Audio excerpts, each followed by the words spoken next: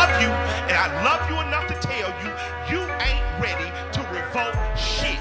You don't feed yourself. You don't hunt your own animals and slaughter them.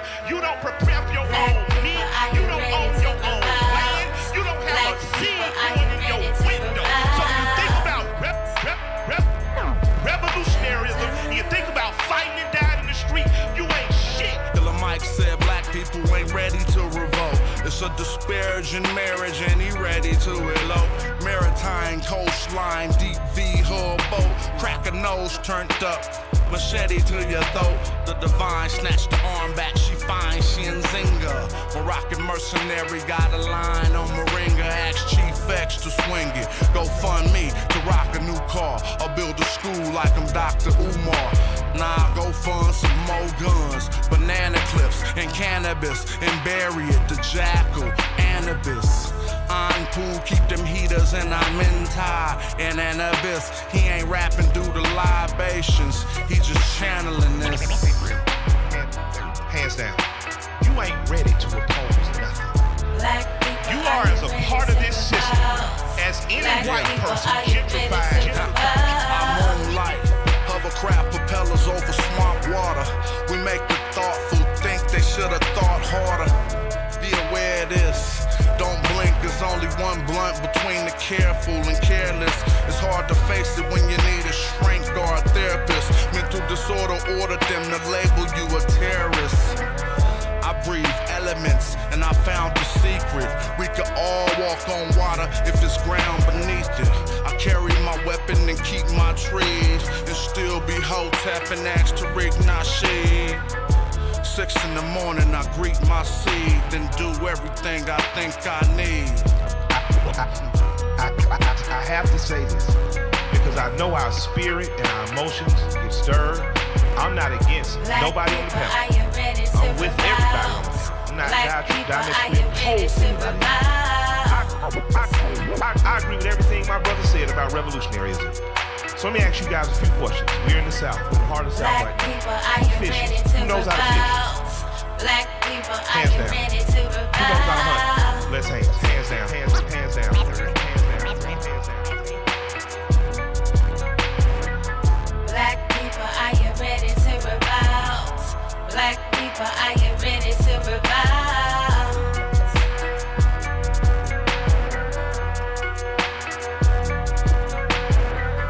Black people, are you ready to revolt?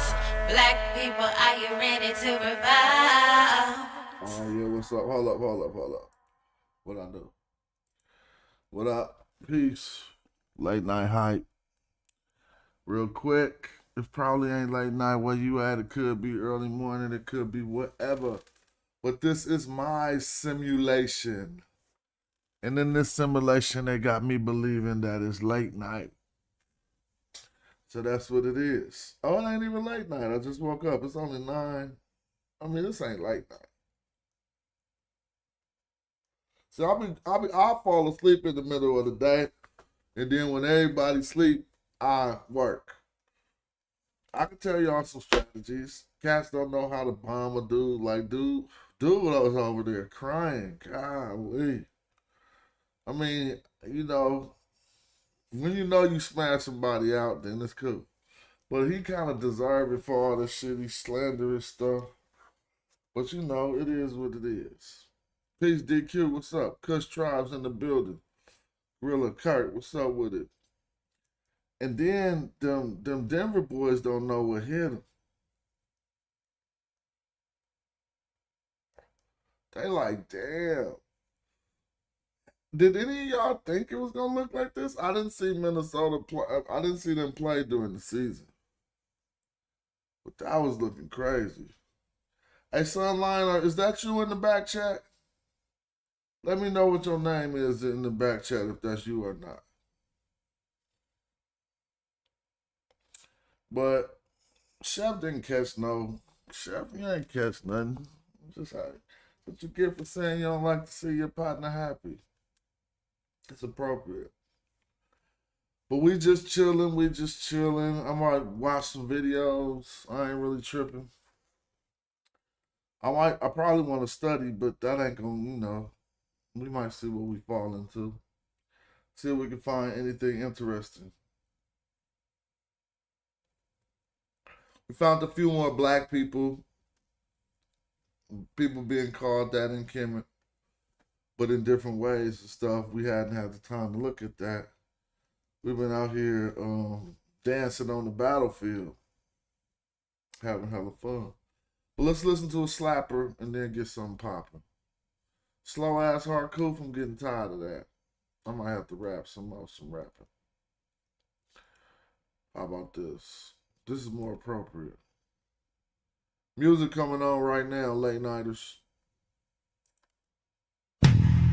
Yeah, and I'ma work cause I ain't going out lazy, bruh. Thought he was conscious, but the homie just played me, bruh. The house of consciousness is going out crazy, bruh. They crazy, bruh. Alright, it's getting kinda dirty in these YouTube streets. The Amin Ra squad, God thinking you dudes weak. Islam or Judaism, where you learn what you dudes teach. The West African rapper slapping with that voodoo speech. All that sub-Saharan terror about a kufu feet. I'm like Norma, that agricultural farmer that grew you wheat for the storehouses.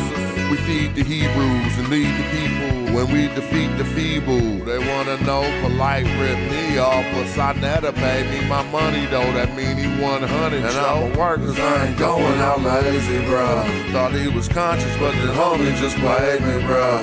The house of consciousness is going out crazy, bruh. They crazy, bruh. Nubian with the Jews, I rock the pinky. I think Jesus got to save me, a doctor save me, a Dr. Inky. I cop the copper jewels on blue and red. I'm not the chakra doctor y'all claim woke, but you in bed, you won't pop a chopper, you Grandmaster J. You just talking. Punks turn the other cheek and you will walk away.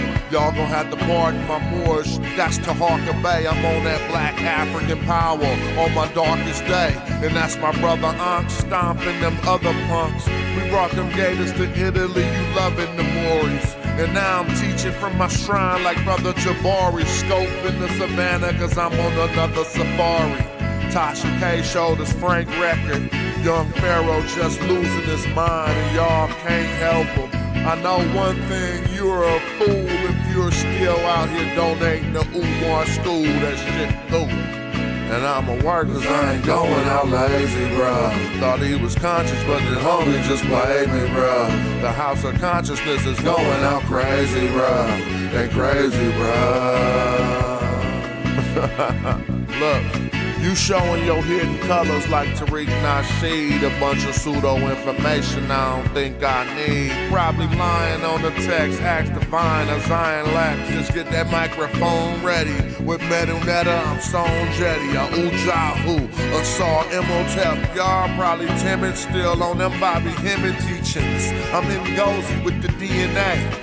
Cats corny and it's killing me too. You talk that black shit, but you look Arab like Gorilla Hebrew. You need therapy, they telling me just chillin', be cool. I'm a magi archer, you a sad guy talking.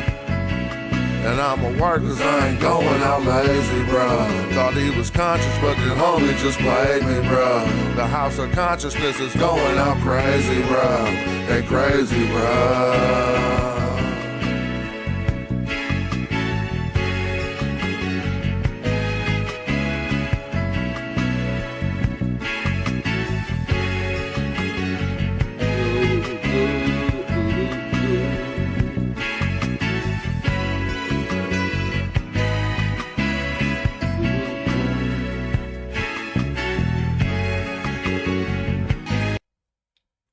Okay, cool. That's what's up.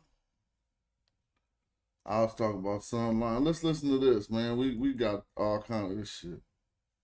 And so what the uninformed general public needs to understand is that what the evidence tells us here is that it has always been Kemet Weret. All right, so I'm stop right there because he's going. Oh, that don't even mean that to y'all. That was just a little clip that meant something to me. The evidence showed us that it has always been Kemet Weret. How y'all doing? I ain't on, I really ain't on that hype. I'm just chilling on the late night. Maybe I had me a cool Do a little chill. I'm just listening to some of these clips to see what they say.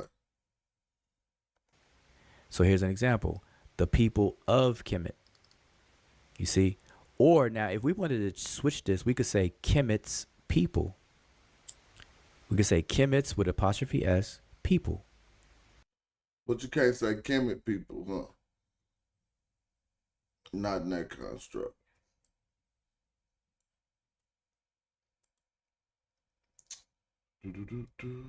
How y'all been enjoying the show? What y'all want to do? You know what? So in my imagination, right? I put the YouTube streets in my head. Don't just happen on the YouTube streets. In my imagination, the YouTube streets be happening in ancient times and shit. Right? Because it's just a digital space. Why you gonna use the only layout? It's not real. It's actual. It's real as we get reality, but you know, it's not like niggas get to say shit they can't say in your face. So then it ain't real. So then, you know what I'm saying? It need to be, I'll be all in, like, I'll be like, sometimes I'll be a pirate, black pirate. I don't know, this is just what my imagination do. So half the time, y'all don't even know. Sometimes I'll be an African king, right?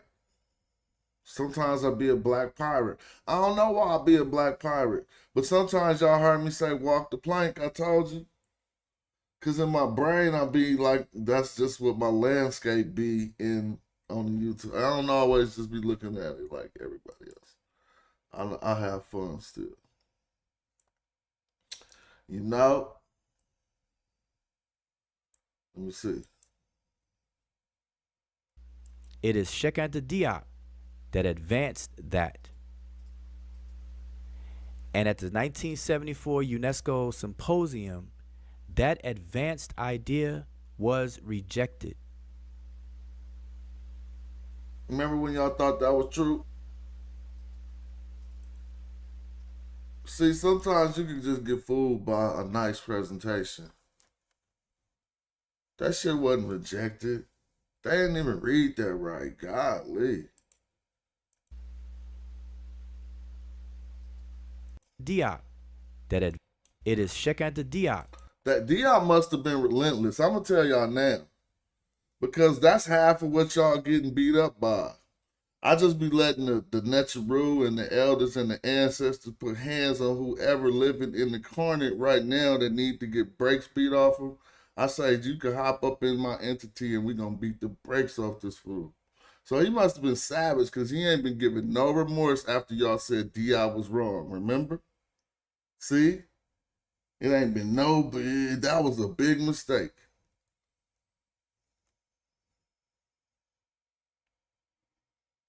Big mistake.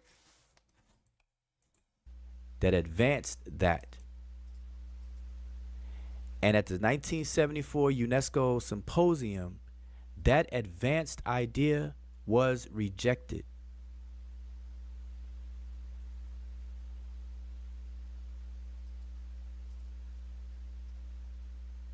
All right, just had to get a little moment of silence after I said that, because I want that to sink into everybody's mind.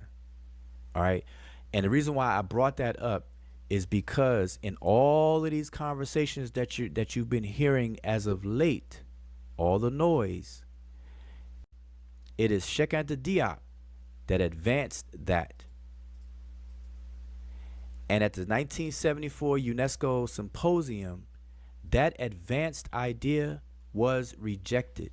Now, I mean, again. Woo.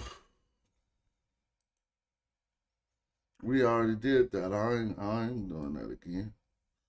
Should be sounding crazy later, huh?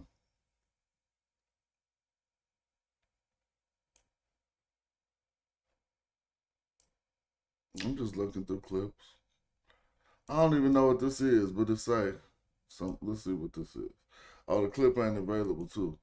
So yeah. Some of them cats, I got cats doing homework. Clips been popping up so unavailable lately. Let me see. How about this one? We didn't even put this. Look, The CT scan has one more. we didn't even put this in the 10 Egyptologists because it wasn't in the right format.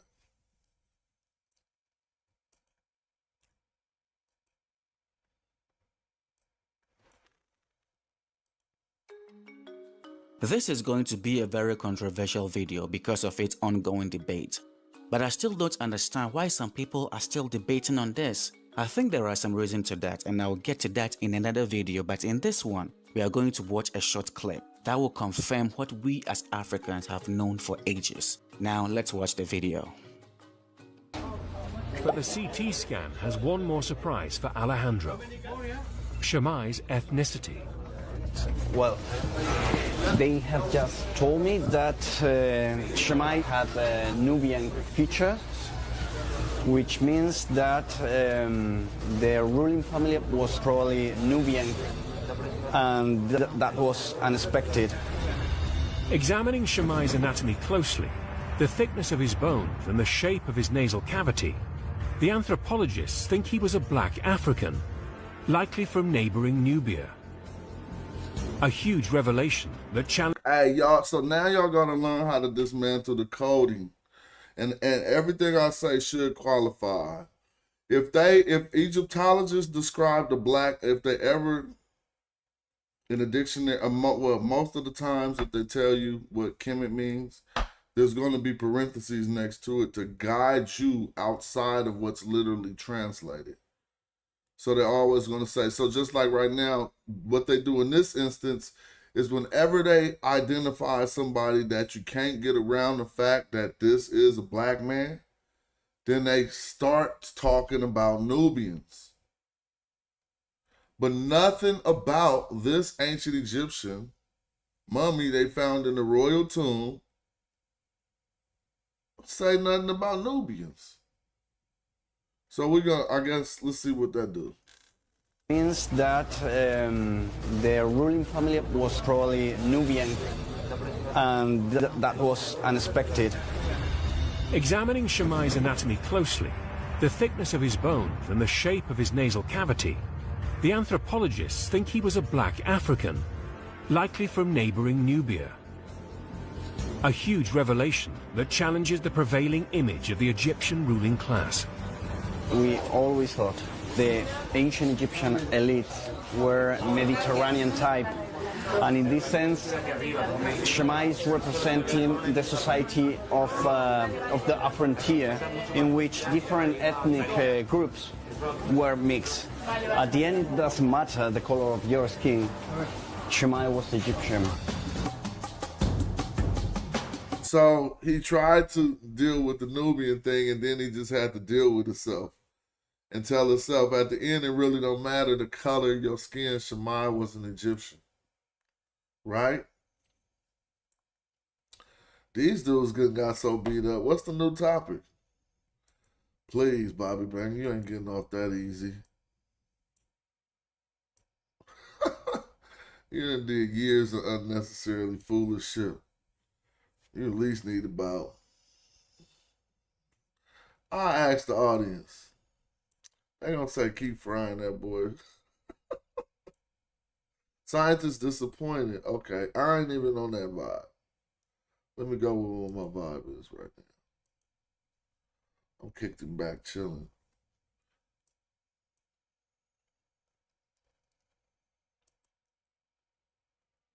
Y'all can say what y'all want to happen. Garfield think he off the hook. He been real polite lately. I acknowledge people's politeness and their chivalries. Like when I'm fucking somebody up and they know they could get fucked up too, if they polite, I acknowledge that. It don't do nothing for you. It's just like, yeah, okay, you know.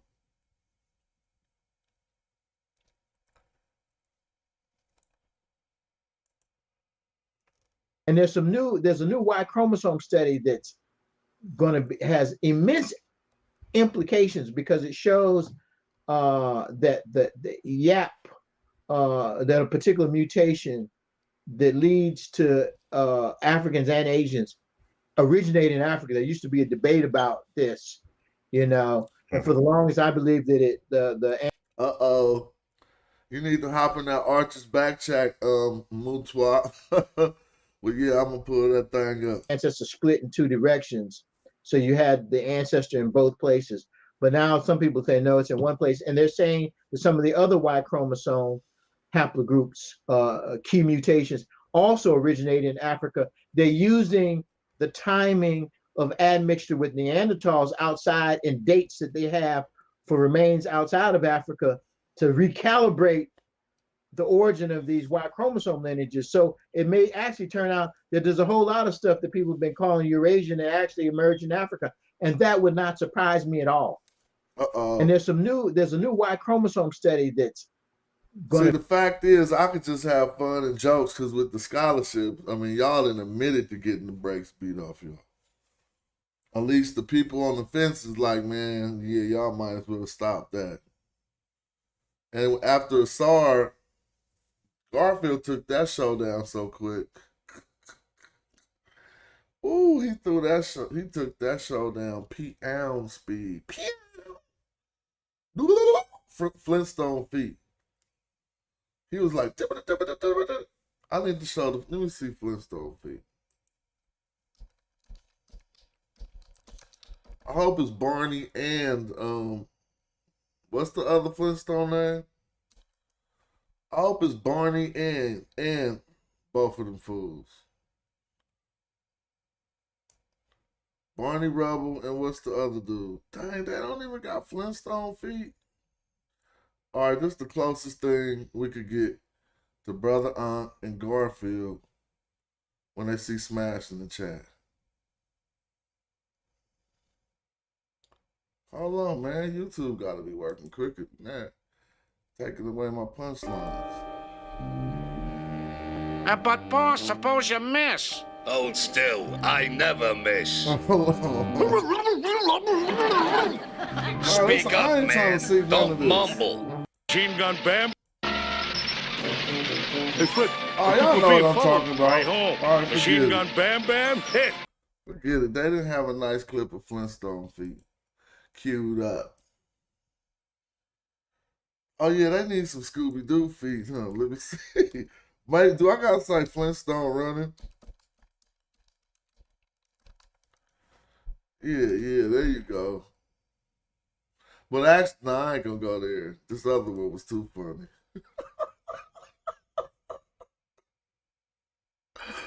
All right, look. This top one is, hold on. That's, nah, fuck it, I'm getting goofy. Oh, there you go, found me. Bye. There them boys go. See? Hey. Woo! Tell the truth. Garfield and Unc right there, look. Smash! That should be hella funny. I'm not going to play it for too long. Because the people who hate ain't laughing, and so they just like, no, you ain't got to be hating if you ain't laughing. That ain't that. Let me see what Scooby-Doo got up. Y'all dudes is kid 5th grade. I'm just joking at your reading level, bruh. If you had some scholarship, we would have stayed on that. I beat the brakes off the scholarship, so I'm just joking at your reading level, bruh. If anybody say, bruh, read better than the 8th grade reading level, you a liar. Let's check out Scooby. Oh, yeah, Scooby. Oh, yeah, Pseudo Killers. Woohoo!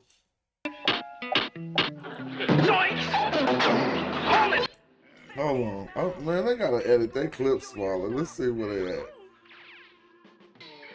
This is like, hold on, here they go.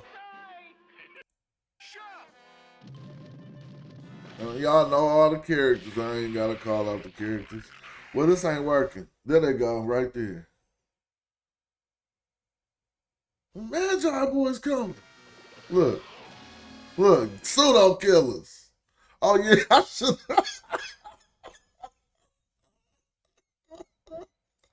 All you gotta do is take the audio from when them dudes be arguing all amongst each other and just go like this.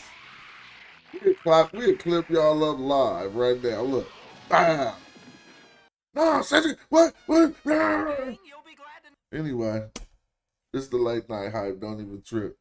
We're gonna be right back with some of that great content. Oh, well, there you go. Oh, they be hating. You can't even time shit right. You gotta have timing, bruh. We'll be right back with some more of that great content. Morodic script in my car too. Roll through with them arches. Hardcore, that's in my shinu. I'm Bennu giving y'all truth. Iron core from meteorite should be chartreuse. Turbocharged the chariot and almost left Ferrari. The queen like almost Nefertari. Immortalize an image, put a figure in a figurine. Him at Netherite hoop her. Them leopard skin kilts, yeah, the clan wear them. And I turn your knee suit to a fan bearer. Have my servants build a new stadium where I'ma slaughter you, surround your tomb line with boot cranium. Remove the organs, we preserve the dead. Mummify them, then carve them a reserve head. And all your internet mans who lied with you, died with you, sacrificed their life, afterlife with you. Now I'm all in your spot, and I'm calling the shots. While your soul get devoured in the hall of my eye. Can't a night ballin' or not, care if you ballin' or not. I'm still gonna tell you guys, go to Kemet like El Shaddai. You ain't no king, You're like Cambyses the Persian who couldn't draw the Nubian bowstring. Melt the jewels in your crown into a gold ring. Refashion them after smashing the.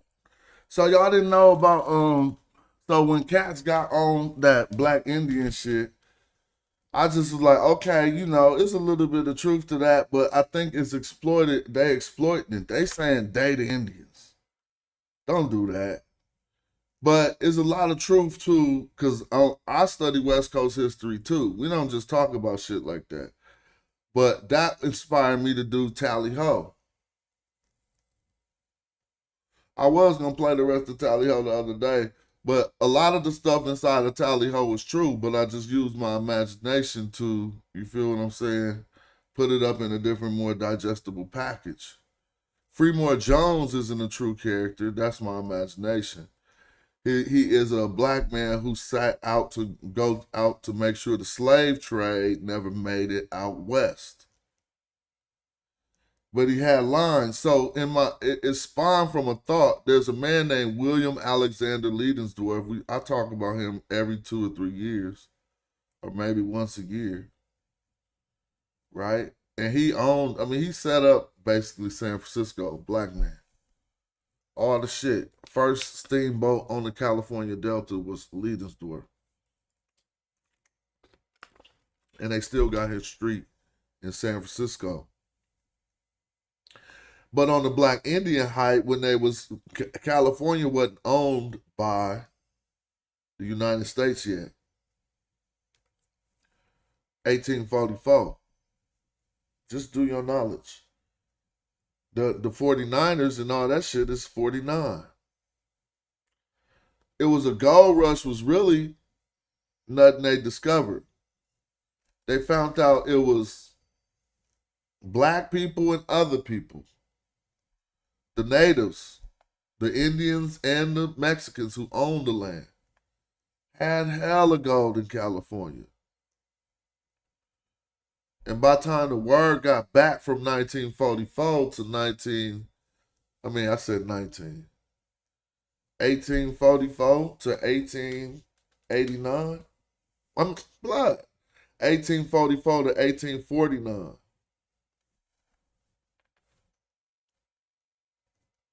In 1848, I think they took the land from the Mexicans, California. And 1849 was the gold rush. Who wanna fact check some of that shit? I got Google right in my face, and I'm just talking. But I don't need to fact check that. But y'all do. So if you see something wrong in the chat, just put it up and fix it for future viewers. So really, it was an area in California called Rancho de los Americanos. I just drove through it recently. on a back road. And it was 35,000 acres and a land grant from, I forgot, man, I think it was Manuel, but the name of the president, the Mexican president who gave this land to Alexander Liedensdorf. 35,000 acres of California land that got swindled away from this brother's family after he died. Swindled away in the sense that the family was compensated for the land, but his mom was West Indian, and a man named John Folsom went and sought out his family, gave him, it seemed like a lot, 1800s. Some say $8,000. And obviously, I guess they just, why they gonna turn that down? They in the West Indies. But it was for 35,000 acres of California land, bro. So to this day, now in my story, I ain't finished it, but I got it all in my head because I know what happened in real life. They basically just start killing dudes. I'm talking about, Europeans just came through and did the kill up shit, clean out shit, right? But I traced it down to the original fights. You know how we like to research. I was like, okay, they got these fights.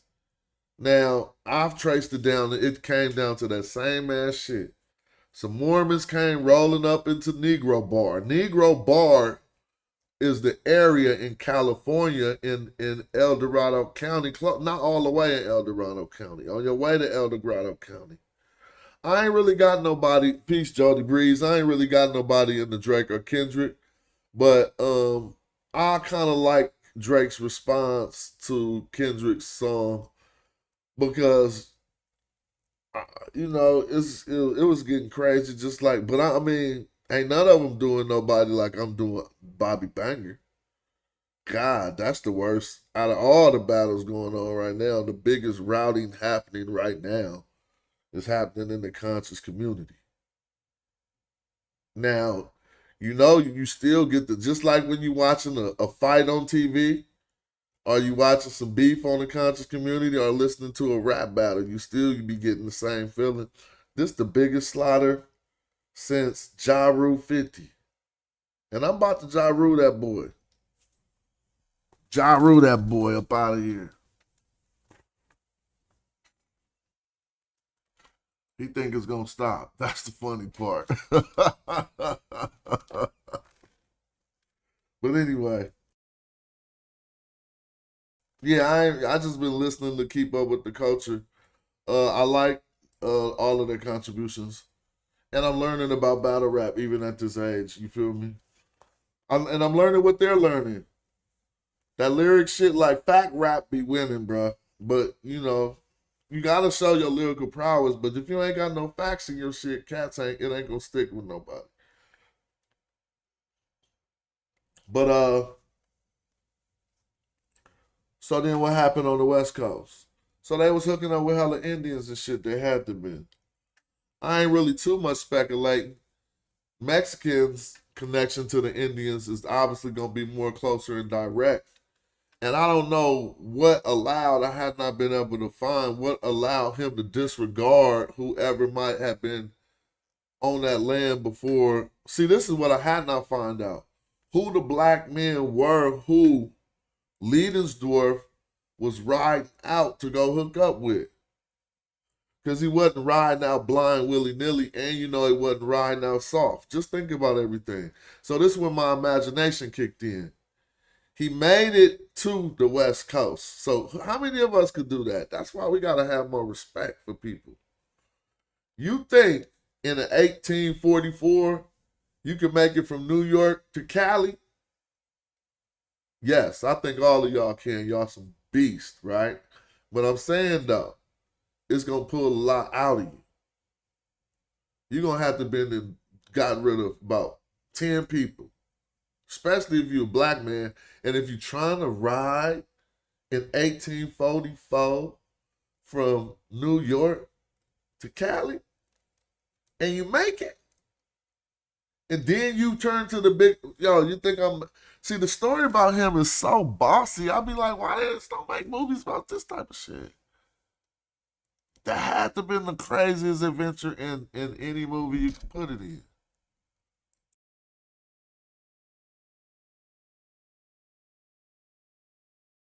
Let me see. We're going to throw on a video. Now,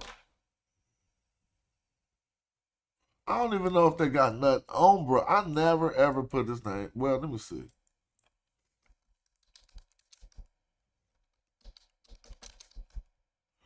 I ain't never put his name in the YouTube. Maybe I have.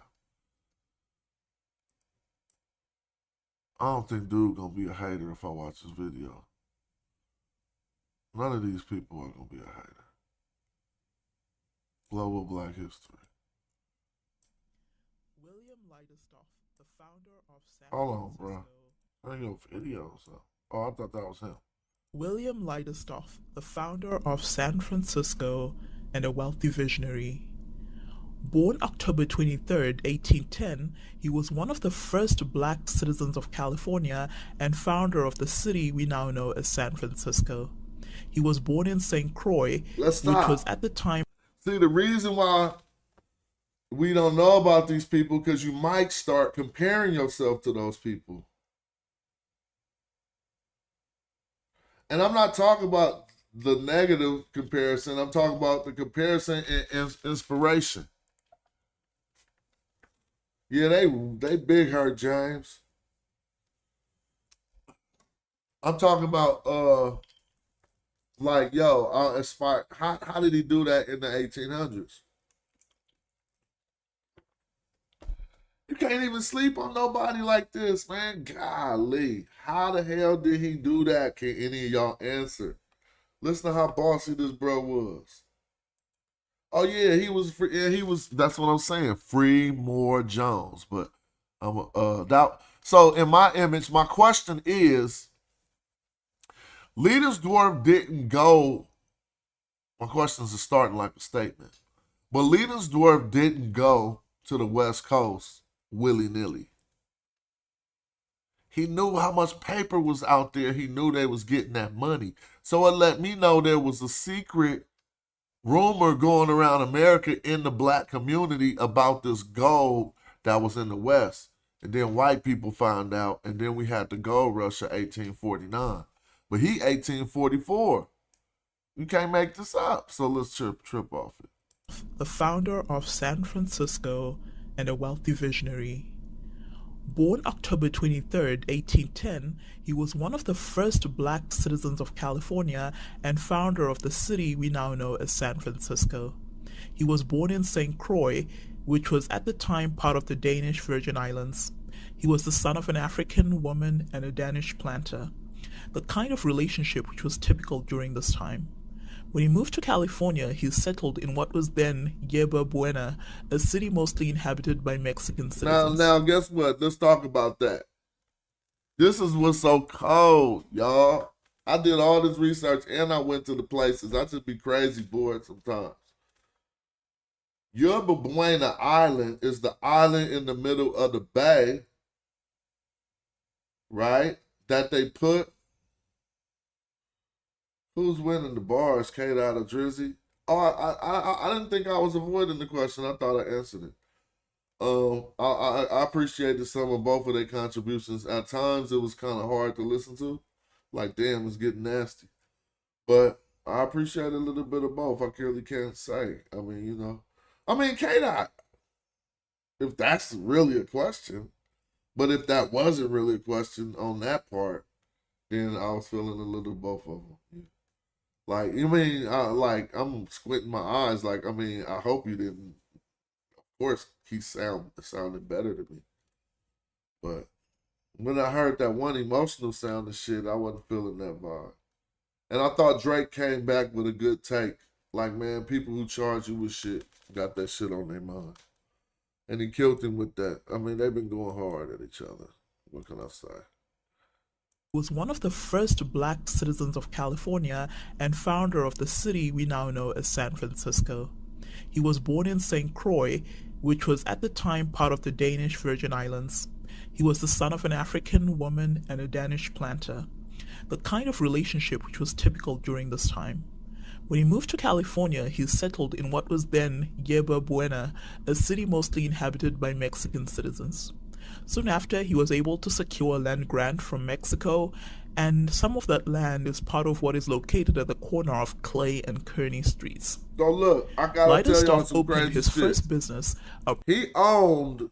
First of all, he came into a city, it had about 25 Mexican families, but him as a black man secured the land grant and became the owner. How y'all do that? Let's stop leaking out here. God damn. Yeah, they flooded his land. We're going to talk about that, and we're going to talk about how knowing your history to help you know they can't lie to you about Aswan and Nubia and shit. Because that's one of their tactics historically. So we need to go into the history of flooding out people's lands, because it's two techniques. One is called scorched earth, where you burn their land. And this is the other one, flooded earth. I just had to coin it. Forget it. But listen to this, though.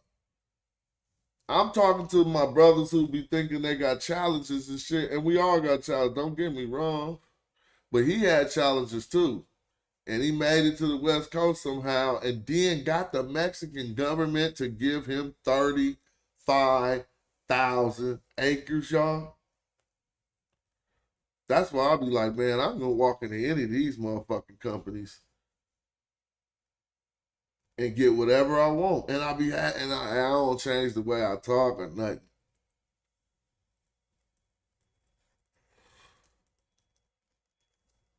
Because I be inspired by brothers like this.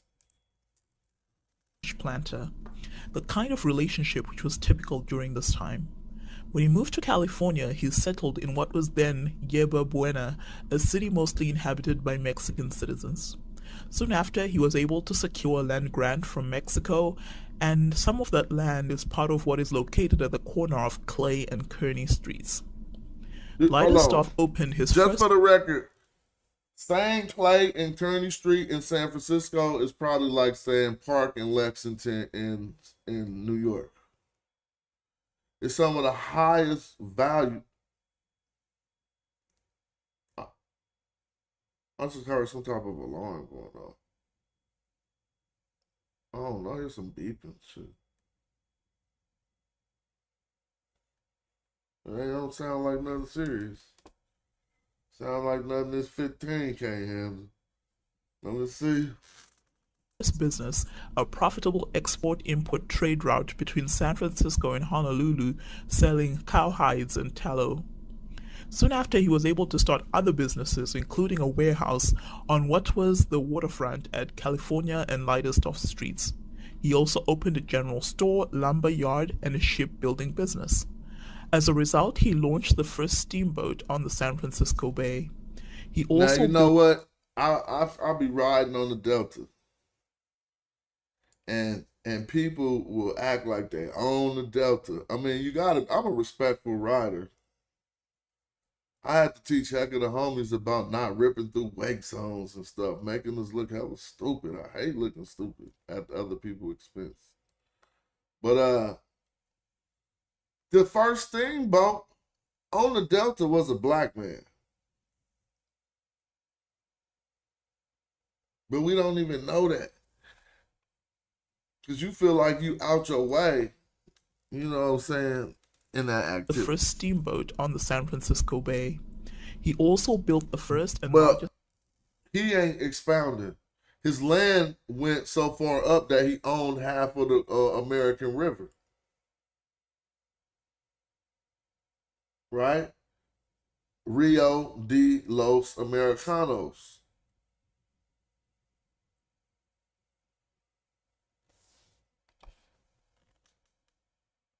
Hotel, City Hotel at Clay and Kearny Streets, and a residence at Montgomery and California Streets, where he spent the remainder of his short life. The hotel was later destroyed in a fire. Check this out. They was getting at him. Hotel destroyed in a fire, but check this out. He was such a boss that when the United States government was like, okay, this California thing starting to pop,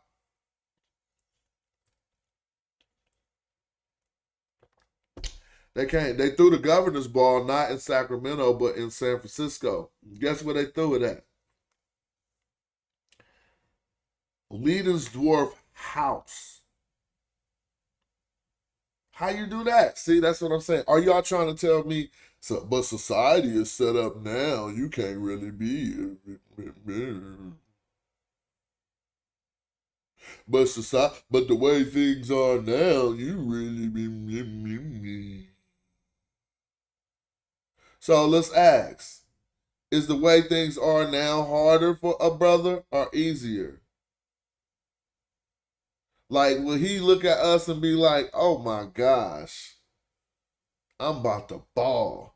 Take his brain and teleport it to right now. He'll look around and be like, what the hell? Or would he be like, everything's bought up, boy, can't do nothing. They got too much power.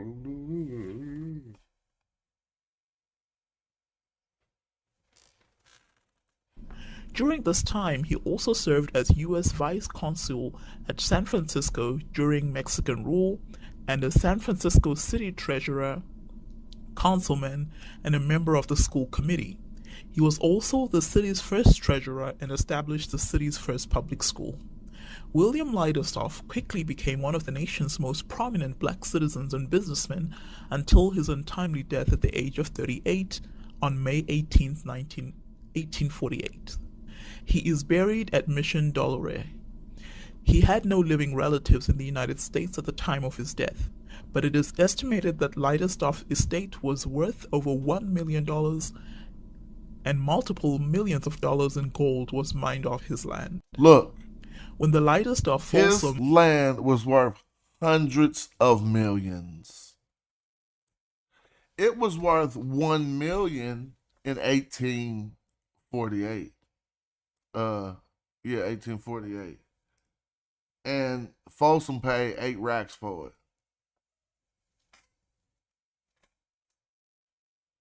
To his West Indian mother that he tracked down. Partitioned estate was auctioned off in 1856. It wasn't auctioned The property brought more than $1.4 million.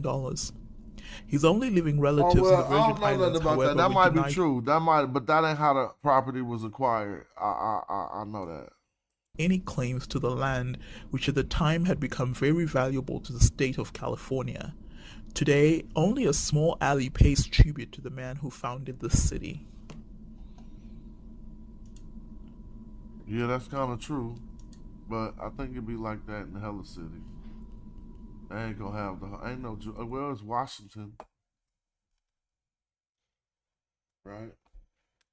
But yeah, that shit was just crazy. So then I made Tally Ho like, I got a way to get that to the kids. So now I'm about to play a piece of it. I put it in my imagination and repackaged it.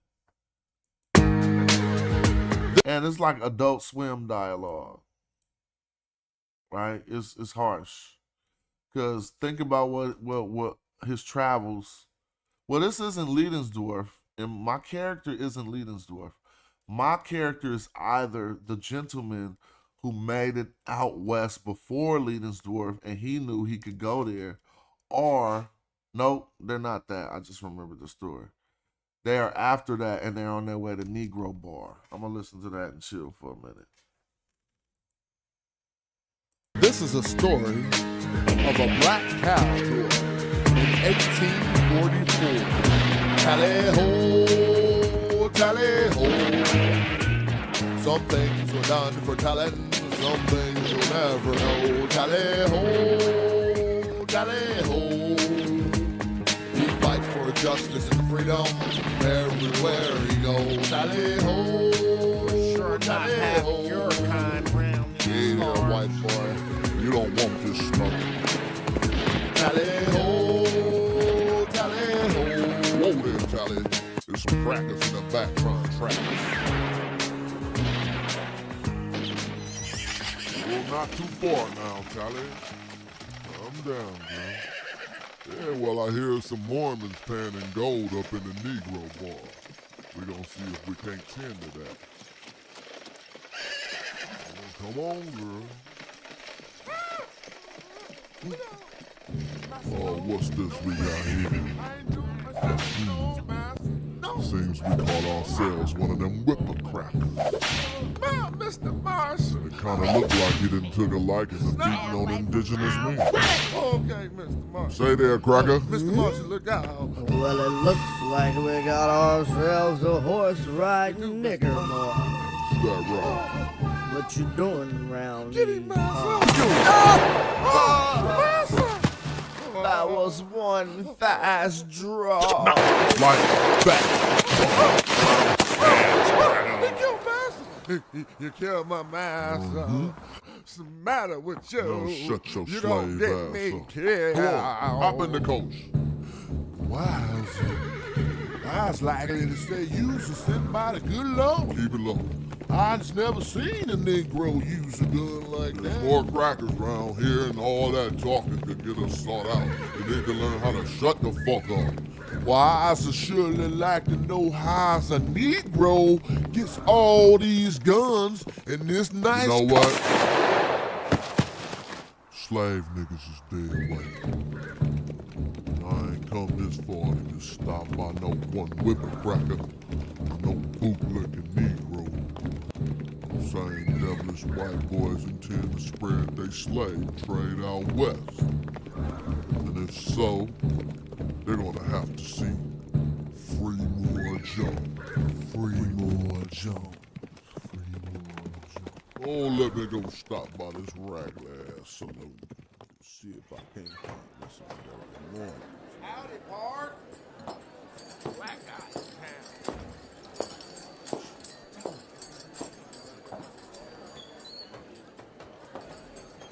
Hey, Bill, look at this guy. Howdy. Hey there. What you drinking, traveler? I'll have a whiskey. One whiskey for the free black guy. Sitting at the front counter. Yeah, I'm in here. Cough, cough. Yeah, tell him Free More Jones. I shouldn't have no problem around Kind of a these tough parts. guy. Free more Now Jones. check it out. I've got word that Mormons been mining gold up on the Leetonsdorf land. Yeah? What you know about that? Few Mormons have rolled through here. Is that so? There's a couple out back. Well, who's that Negro girl over there slapping on them piano keys? That fine like lady that? may be Annie Mae Bell. She happens to be the lead Annie Mae Vasqueros at Ranchos Rio de los Americanos. Rio de los Americanos, huh? Now that's music to my ears. Shit, I was supposed to arrive 3 sundowns from now. Say, white boy, What may I do you for? take these few coins, go on and run over there and scoot to the Negro girl, give her a drink. Tell her it's from Free More Jones. Whiskey on Free More Jones. Let me go back here and holler at these Mormons in the back. See what they want to do. No, I'm telling you guys, I've seen it from my own eyes. Well, Free More Jones. Free More Jones? Well, if we get our hands on him, partner, I'm telling you, he won't be free no See, what's all this bullshit you heap around, Mormon? I got word some Free More Jones. And I got word some of your kind have been running up on Negro bar mining gold. Well, it don't seem quite that tough of you running up on 3 unarmed Mormons over someone mining up in Negro bar. Yeah, nigga, Motherfucker, we get happen your to be that. Hey. Yeah, motherfucker. What, motherfucker? Yeah. What? That's how you wanna Free More play? You'll see more of us. What I won't do is see more of your bitch ass. Oh, my. Mr. Jones, you just shot a priest. You're lucky I don't kill kids. Oh, no. Bitch ass crackers. Let me roll me a smoke. Just lay your bitch ass there and die. Mr. Free More Jones, you better freeze. I'm the sheriff. Will Free More Jones make it to Ranchos Rio de los Americanos before the white boys catch him? Tune into our page this week to follow the adventures of Tally-Ho. Tally-Ho, Tally-Ho. He fights for justice. justice and freedom everywhere he goes. Tally ho, Sure not having your kind round Hey these there, white parts. boy. You don't want this smoke. Man, if you seen that come on the late night on Adult Swim, yo, you know you go crazy. Like, what am I watching? Because if you know some of the knowledge, you're going to be like, some of this shit kind of, it ain't true, but you'll be like, damn, I know I would be like. I can't say what you would be like. But yeah, that'd be cool. Shout out to Sot 12. I think everything you put up there is accurate. I think they discerned that his mom was of Creole descent because when John Folsom went to go acquire the land, he went to the West Indies. But yep, shout out. That is right. And so now I want to show you something. Anybody who doubt that this should be funny. Folsom Lake. One of the places where they used to mine gold is now flooded, but they retained this name for it. So notice right now somebody must have argued that they changed it to the Black Miners Bar. But watch when we click into this. It was originally called the Negro Bar. The historical use of the name appears in reference to black miners. This is California State Park's website. During the gold rush included from an 1850 newspaper article noting black miners finding gold. I tried to tell y'all. In what year? 1848. A few years prior to the gold rush in 1844, in an area that was part of the Mexican government land grant Rancho Rio de los Americanos. Wait a minute. I didn't hear Fremont Jones give the Negro girl from Rancho Rio de los Americanos a drink. But I try to put all of this knowledge in there and I just hide it. And you be like, yo, and then, but you can see it. But basically, this is just the whole story of everything you just was hearing in Fremont Jones without all the ass whoopings and shit. You know what I'm saying? Now, the historical town site of Negro Bar. See? Well, south of the historic city of Folsom, California, across the American River from what is today's day-use facilities. In the 1850 U.S. Census, as well as election returns from the 1850s, refer to Negro bars having 500 to 600 residents. So this is my curiosity. Who are the descendants of the well, y'all all got ripped off anyway. But they was balling. That's insignificant to people. That ain't insignificant to me. Somebody just put in the chat, shout out to whoever did that the land is now worth $800 million. Not just their little area called Negro Bar, but the totality of the land grant. I was gonna say occupied. Dang, what's going on? It's late night. My words ain't even popping up. The land grant acquired are by Leidensdorf. Or you know what I'm saying. But let's go back up because it say they found the gold, bro. Noting black miners finding gold. So now let's think about the 1844. Think you would be qualified enough to make it all the way to Cali? How you gonna get there? The train? A horse? We can't take the train. Man, this is crazy.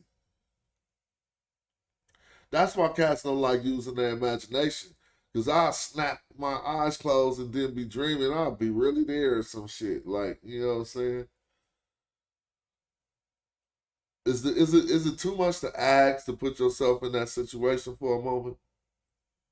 In the 1844, you a black man and you trying to make it to the West. How you gonna do that? You gonna go through the North? Yeah, that's what you're gonna try to do. Ain't no other way. Unless you're going to go through the bushes.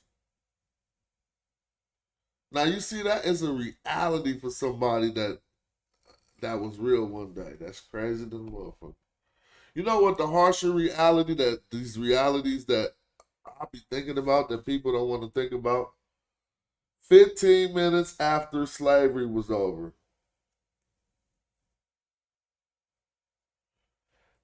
I don't know. Nobody who asked you to give like at least 2 minutes of thought towards 15 minutes, not even after it was over, but give some thought to 20 minutes after slavery is over. Why give some thought to that?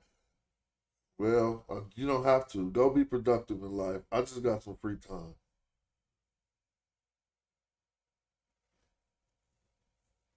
But if you gave some thought to that, you say, okay, now give some thought to that as the man with a family. What? That is the craziest shit to have to think about.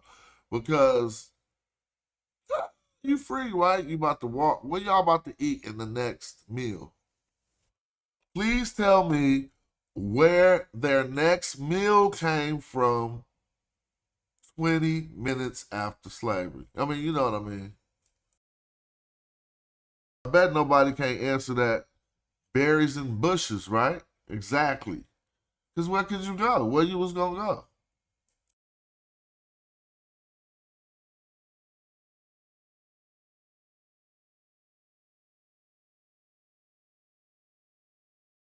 What did cats eat the day after slavery?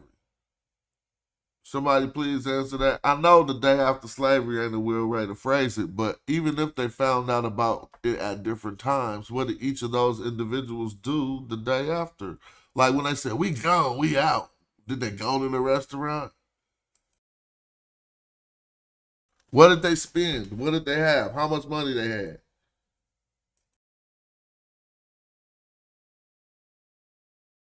All right, we don't have to spend too much time on that, but when you spend time on that, you be like, man, some men did powerful things. Wild Funk said chitlins. Now, if we do the history, I bet you scraps of stuff that people discarded along the road and roadkill, all that type of shit was probably a necessity if you was going to say, I'm tearing away from this thing 100%. Do you think everybody had the gumption to be like that even? So that's what I'm saying. I ain't going to go too far on that, but I'm glad I ain't on the subject of some other shit. But don't trip, because we'll get right back on it just so fast. Just relax. But I mean, this wasn't no shot, Chef. If your audio didn't fit so good in this video, then it wouldn't have worked, right? You feel me? I don't know what's up with my video player. If your audio wouldn't have fit so good in this video, it just wouldn't have worked. Well, meanwhile, little did we know, this local big head nigga named Rico started feeling his pockets was getting a little thinner since we got there. Hey dog, them fools go right there. Trouble was right there on that corner, staring right What at I us. don't like is that the nigga look like he They had rolling hard too. They slanging real good, real good. You feel me? Yeah. So I'm like, yo, he looked like he having fun. You know what I mean? So Might have to drop. I don't know, y'all Might have to drop. y'all gonna have to do something. Sure. Y'all gonna have to rain on his parade some type of way. Because I don't think we the gotta get our scholarship- propaganda wheel up. We gotta get our propaganda You wheel gotta up. get y'all propaganda because the I agree they knew how to hunt, but I don't think they left the plantation with hunting equipment or tools. You would have to be expecting them to do some rudimentary hunting in order to feed their family for the next meal. Not for the future, but for like in 4 hours you gotta have some food. scholarship I don't like that shit. is not gonna work.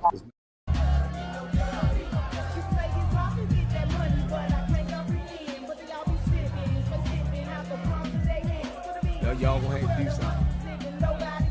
Y'all gonna have to rain on his parade some type of way. I'll take that. What I don't like is that the nigga look like he having fun. We need to go fuck with some of them bitches. You feel me? You know what I'm saying? Yeah, I like So I'm like, yo, he look like he having fun. You know what I mean? Right here. So right there, though, son. I don't know, y'all gonna have to do something for sure. All right. Y'all gonna have to rain on his parade some type of way. Because I don't So we think gotta the get our scholarship. propaganda wheel. We gotta get our propaganda You wheel. gotta get y'all propaganda because nigga like me the wanna show my scholarship appreciation, you know what I'm saying? is not gonna work. It's not enough. It's not enough. It's I not sit enough down for here to him. check Like notes in the whole he nine, got his especially shoulder you, rolled son. up. He walking Yeah. through every scholar y'all put up. He walking through. Hey, real talk though. Yeah, I was loving Chef. He was telling Sosa, man, that boy shoulder rolling. Who shoulder roll? Floyd. All the greats. You feel me? He like, boy, he walking through them scholars like this. He like, y'all need to do something else. He over there. He feel like he won. You know what I mean? Like, Nah, you gotta listen to what people say. Because your opponent Chef ain't nowhere my opponent it is. I'm just saying he just be on his fence side when he over there, he be hating sometimes. Now look, he feel like he won. How you know? You just telling me all the what's the subject and the object? Leave everything out. He won. I mean, no. Well, one, I'm just saying. Y'all feel me, forget me, I'm on the late night. That's all I hear. The feel like is just me and you uncertain of it. But he don't feel like he lost. Man.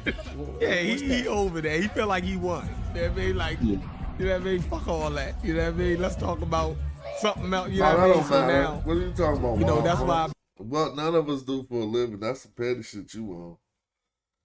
Like, that don't matter. But yeah, if a nigga boss up on you, then you say some shit like you saying. But a humble brother, that none of that. Hey, we all make our livings different, bro. Ben said y'all need to turn Kent loose.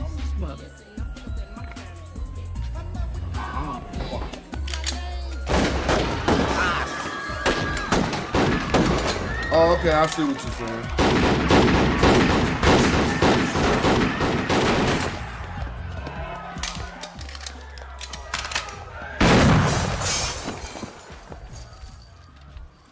But why the optometrists can't keep me down, though?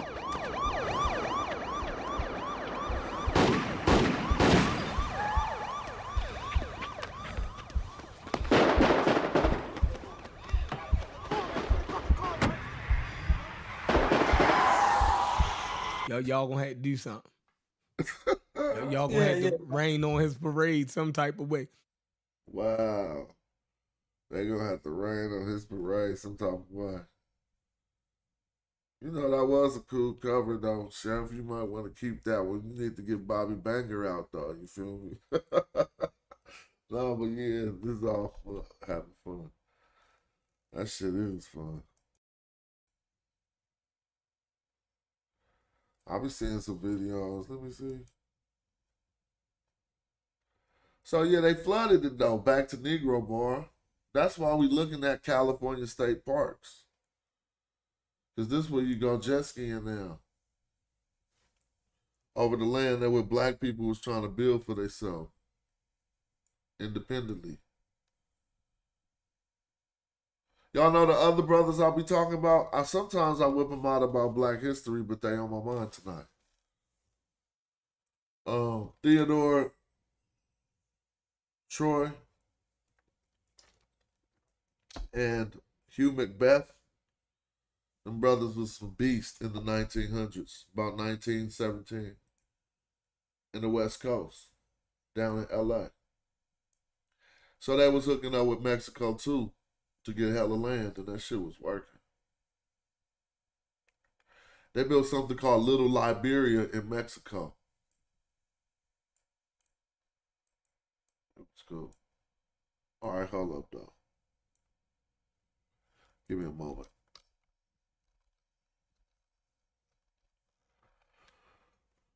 Let me see. Like, after, I don't need to talk no more shit, all that. I'm just having fun because they lost. It's an L. Put that in the books.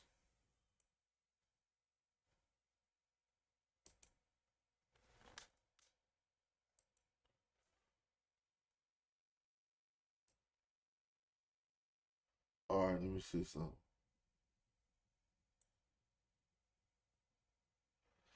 I really was thinking to play. Yeah, I might just play this for a minute. Hold up. This might be hella good, and y'all might get stuck and want me to keep playing it. So we might just play hella. Okay. But it's only 28. I mean, let's see what happens.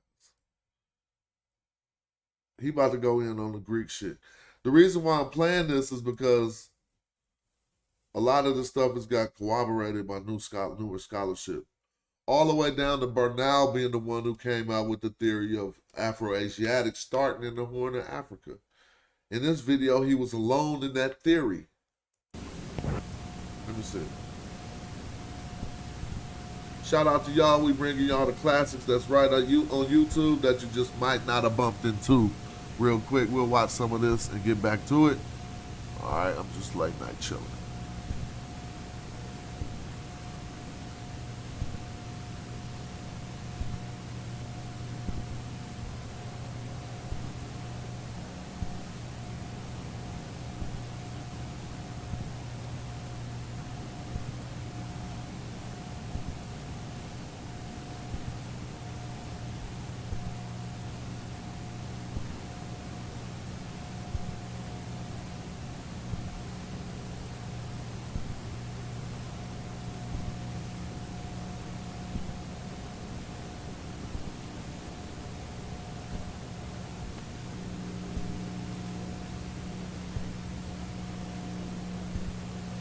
When did Greece become a civilization, and would you define civilization?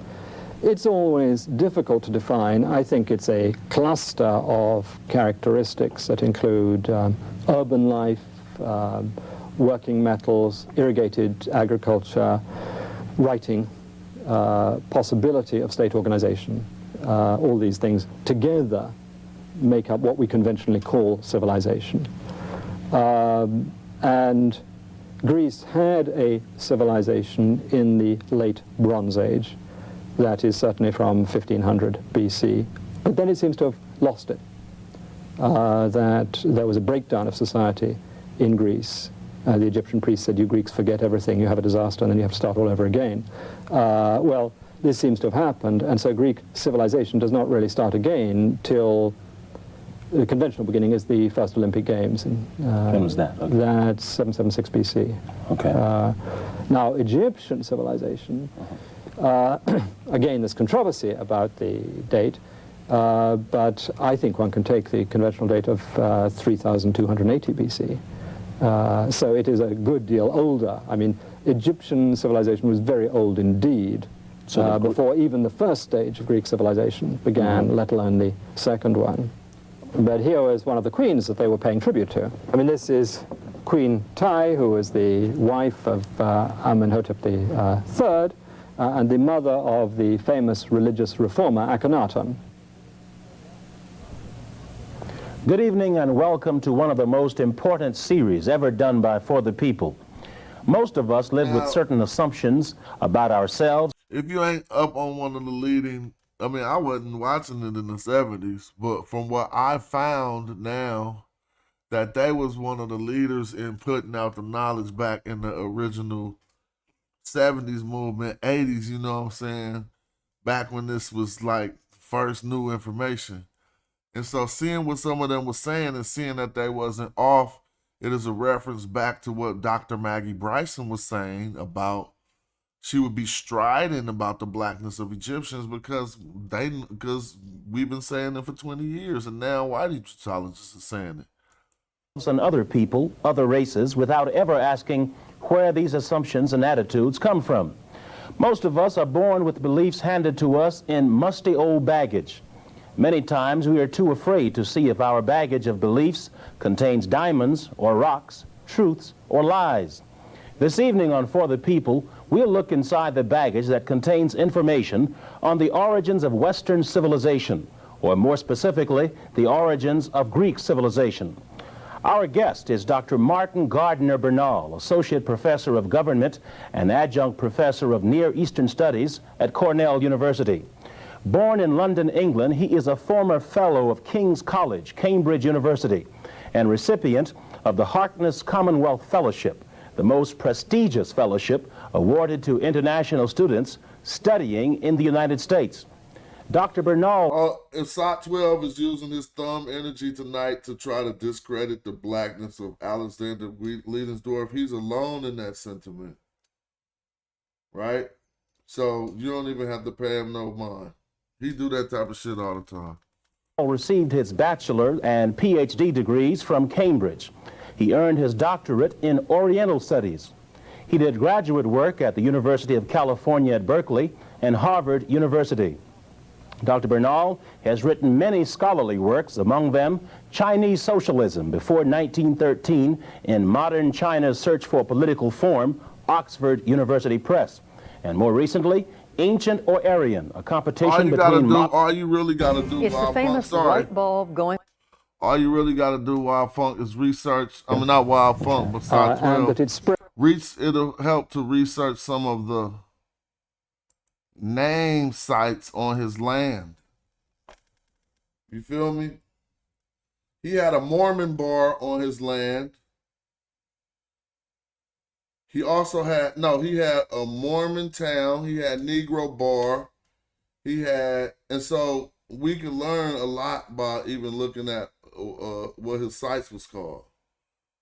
But yeah, I don't think you're wrong about the ambiguity, but I think it was settled. Go look at how John Folsom finally got the land from his family. He had to go to the Caribbean and track down his mother. All right, hit me in the back chat, James. I'm about to play this video.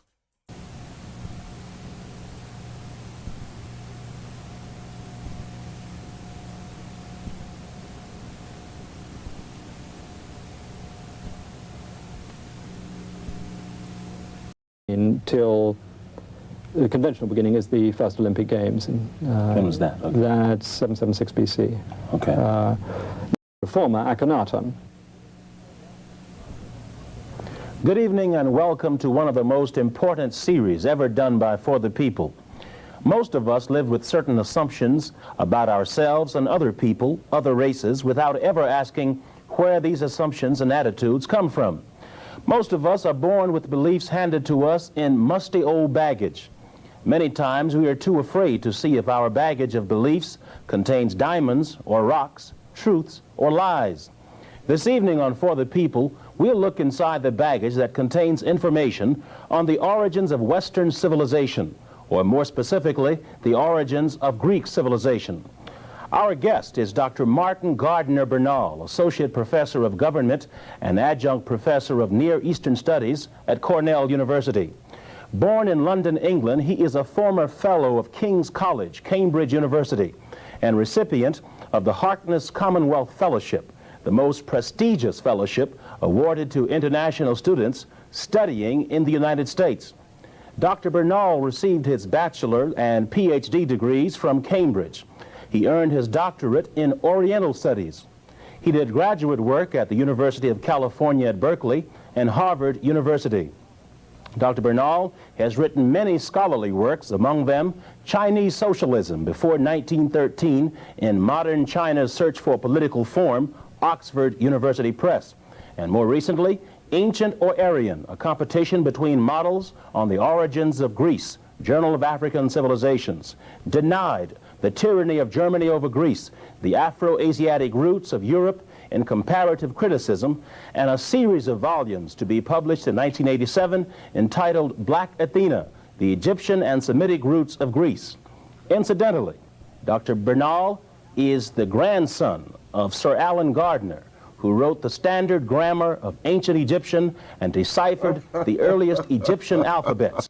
I'm laughing with you, Jay De Niro. You wasn't looking at your phone?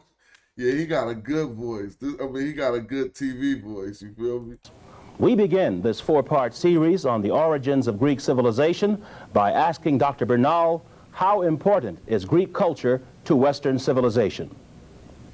Well, extremely important, but I think you should really divide it up into its perceived importance today, which is something in itself, and its perceived importance in antiquity and during the Middle Ages and until recently, and then finally my own views of it. So if you don't mind, I'll take it in 3 sections. Okay. Well, since about 1820, Greece has been seen as the origin of most aspects of European civilization, that literature, art, philosophy, science, democracy are all supposed to have originated in Greece. And Greece, in a way, has been held up as a model of how Europe ought to be, which Europe is striving to gain to reach. So it has been considered absolutely central to the formation of European civilization. This view is, as I say, relatively recent. Up till the beginning of the 1800s, Greece was seen as an attractive culture, a poetic culture, but essentially a derivative one that drew its culture from Egypt and the East and transmitted it on to Rome. So although scholars in the Middle Ages or the Renaissance or the Enlightenment in the 1700s admired Greece and saw Greece as an important source of Roman culture and hence the rest of European culture, they saw that the Egyptians were the teachers of the Greeks. And no one really considered the Greeks serious as philosophers, for instance, until the 1780s. Ain't you heard, I'm banging in the morning. I'm chilling right now. Ain't you heard people say, I don't even want to talk about it. You heard people say that this ain't even true. Like, I don't know what's the problem with why these people got a problem with their blackness. Like, in the fear of becoming you don't want to become like over pro-black, so you're going to go fancy black and then you're going to turn anti-black. Oh, shit. I just realized something. Oh, man, this is the negative effect, bruh, so the anti-black sentiment that we find right now that is pervasive in Egypt and those areas is because it's ruled by that Islamic faction, which got black in low regard, right? Well, how does that creep into our YouTube? We got Islamified Negroes. See? And so then, whatever your sentiment of what the culture you espousing is going to be some type of reflected in your dialogue somewhere. So now we find that the anti-black sentiment of the that's coming out of Islamic Arab Egypt reflected in some of the talking points of Islamicized Negroes. Anyway. Before then, the Egyptians and the Chaldeans in Mesopotamia were considered the great philosophers, and Socrates and Plato and these people had transmitted elements of their philosophy. If I could give an example of this, there are a number of texts which were in fact written in Egypt about 200 AD, called the Hermetic texts.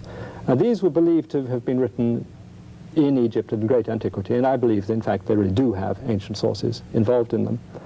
Now, the great Renaissance patron Cosimo de' Medici, who was the Duke of Florence, which was the center of Renaissance Italy, had assembled all the works of Plato to be translated from Greek into Latin. Then one of his agents turned up with these Hermetic texts, and they stopped work on Plato for 10 years in order to translate the Egyptian sources, because Cosimo and his translator argued, who wants to bother with the secondary stuff when you can get to the originals? And these Hermetic texts remained extremely influential to the beginning of the... Bro, God, these Jews be Jews in the cut. He just dropped the bomb. One of y'all remember that bomb? Put that in your quiver. Add that to your arsenal. You need shit to say. Cats need shit to say. You don't grab a lug. If it's the truth, this not hip-hop. You ain't biting. If you remember what he just said and repeat it. You just got to fact check it. Let me see.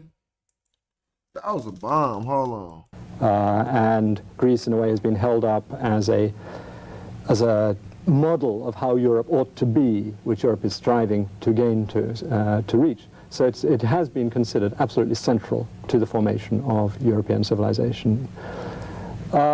This view is, as I say, relatively recent. Up till the beginning of the 1800s, Greece was seen as an attractive culture, a poetic culture, but essentially a derivative one that drew its culture from Egypt and the East and transmitted it on to Rome.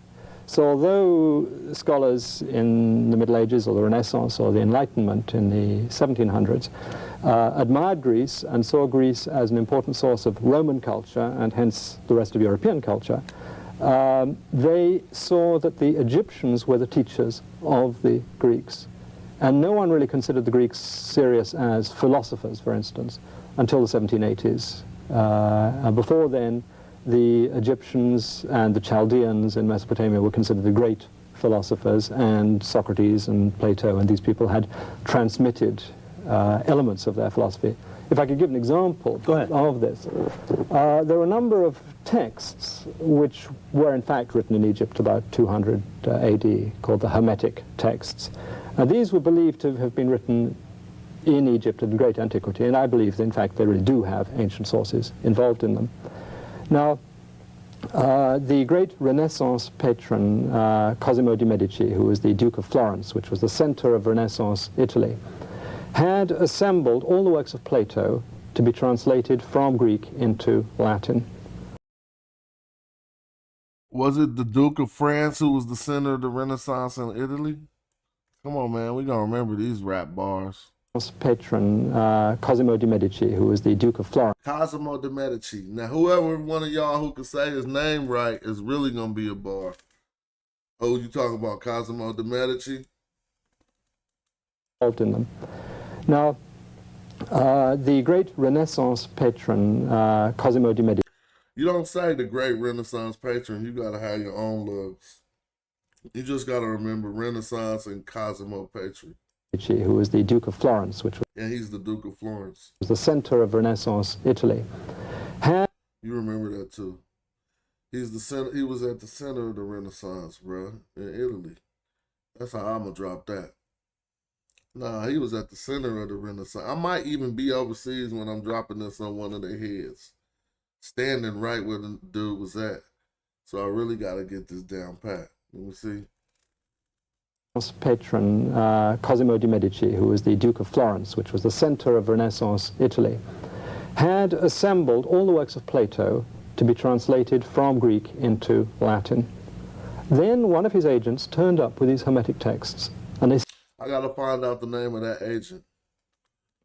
Stopped work on Plato for 10 years in order to translate the Egyptian sources, because Cosimo and his translator argued, who wants to bother with the secondary stuff when you can get to the originals?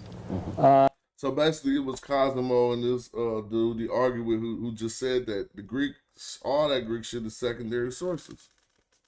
Y'all heard me argue that Strabo was a secondary source, and Winterman agreed. Shout out to them for dialoguing with us. And these Hermetic texts remained extremely influential to the beginning of the 1700s and were central to a lot of thought and to some elements of scientific revolution. So this idea of Greece as an original culture, as our beginning, or the beginning of real civilization, is a new one historically.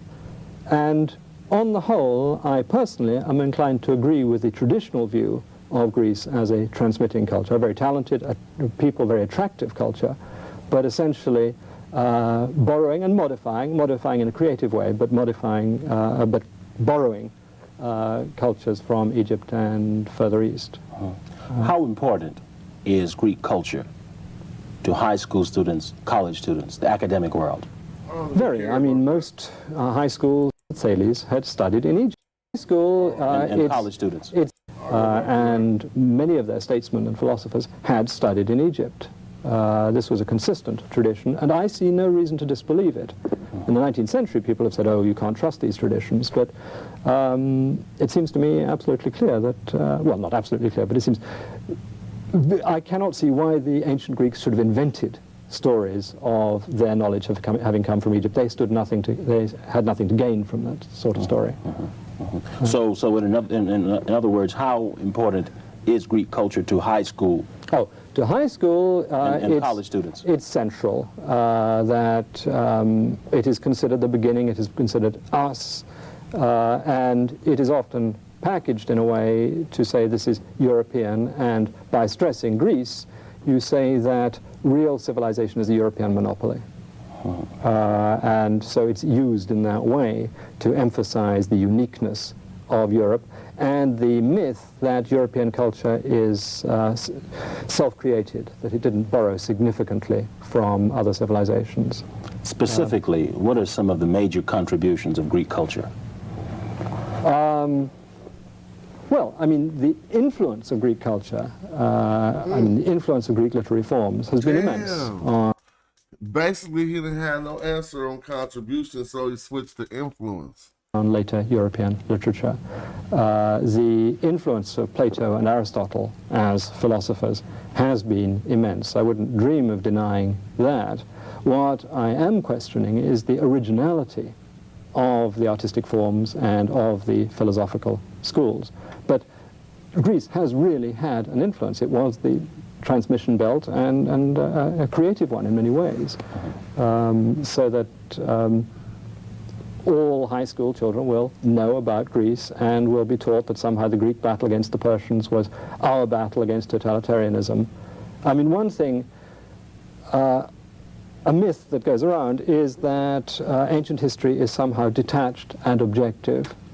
And it seems to me that ancient history is a highly political subject.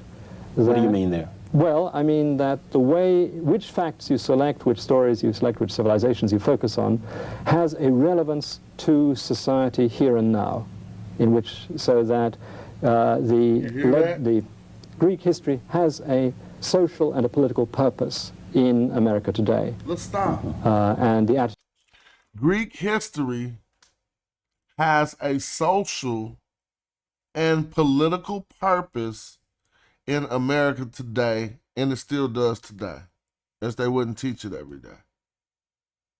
But y'all be wondering what's the purpose of knowing African history? Why don't you just learn from the people who bagged everybody up, dragged everything we thought was popping straight over here?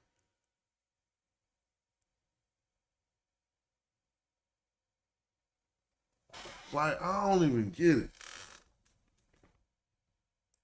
People have to. Like, if somebody beating you at hoop, how you get better? By figuring out how they beating you, right? Towards the Greeks is, you know, the fact that the new Secretary of Education, Mr. Bennett, is stressing the importance of Greek culture and going back to our roots. By our, of course, he means white European roots. Man, I ain't had no handles. And don't nobody take it soft on you on the hoop court. But once I realized why I always got the ball taken from me was because I wasn't attacking or being aggressive. So I remember the day when I figured that out. I was like, oh, he can't do nothing when I go at him. He falling all back over the floor. But when I stand there all scared with the rock, he just take it out my hand and run the other way. And I'm looking hella stupid. Anyway, I don't know. I think that made sense to something I was talking about earlier. A political act. It is not a coincidence that he comes from this particular administration. So I think that these things are connected. Not a direct connection, but studies of ancient Greek history and the teaching of ancient Greek history and philosophy is affected by the political climate and by what's going on in society today. How did the Greek concept of beauty influence the world concept of beauty? Man, we learned all that shit. No disrespect to that conversation. We learned all those. brushstroke for brushstroke from Egyptian painting. They include urban life. So, by the way, I'm sharing and promoting this video to encourage you to watch the whole thing, but I don't intend to I'm just clipping it up live. Metals, irrigated agriculture. Conventional beginning is the first Olympic Games. Nope. And it's also related to languages like Iranian, and all right, by which I mean right past that. I want to see when they go to the map. There we go. Right here. And in terms of Egyptian and Semitic borrowings. Okay, we'll come to that. We'll come to that. Sorry, I'm running ahead of myself. No problem. Yes, no sure. problem. Yeah. Who were the early Egyptians? How did they look? Well, obviously the question of the race of the Egyptians is a very hot potato and a very complicated issue. I think that the further back in history you go, the blacker the Egyptians are, and by black I don't merely mean dark skin, but also with other Negro characteristics, and the further south, obviously, you go, so that Upper Egypt, now this is always confusing, Upper Egypt is southern Egypt. It's called Upper because you go up the Nile to it, and Lower Egypt is northern Egypt. I used to find this immensely difficult to get straight. Okay, let's use our map right here. Sure. You can sit down, please. It's not a physical map, so I can't really show you. Right. But Upper Egypt is now... I'm going to tell y'all, just like what SOT 12 is doing right now, that's just disinformation and confusion in order to act like, since our argument is well formed, somebody want to pull you back to focusing on what the definition of black is, since now you could definitively prove that they called themselves that. You see? So don't fall for those type of ruses. Like, I ain't focusing on the definition of black, neither was Martin Barnell when he said this shit. That's why y'all, the way y'all that little shit don't work. How many of y'all, I mean, I don't even know you, but from what you type, SOT 12, I consider you a thinking individual. I presume it's masculine, but all I see is an avatar. So I think you might be a thinking man.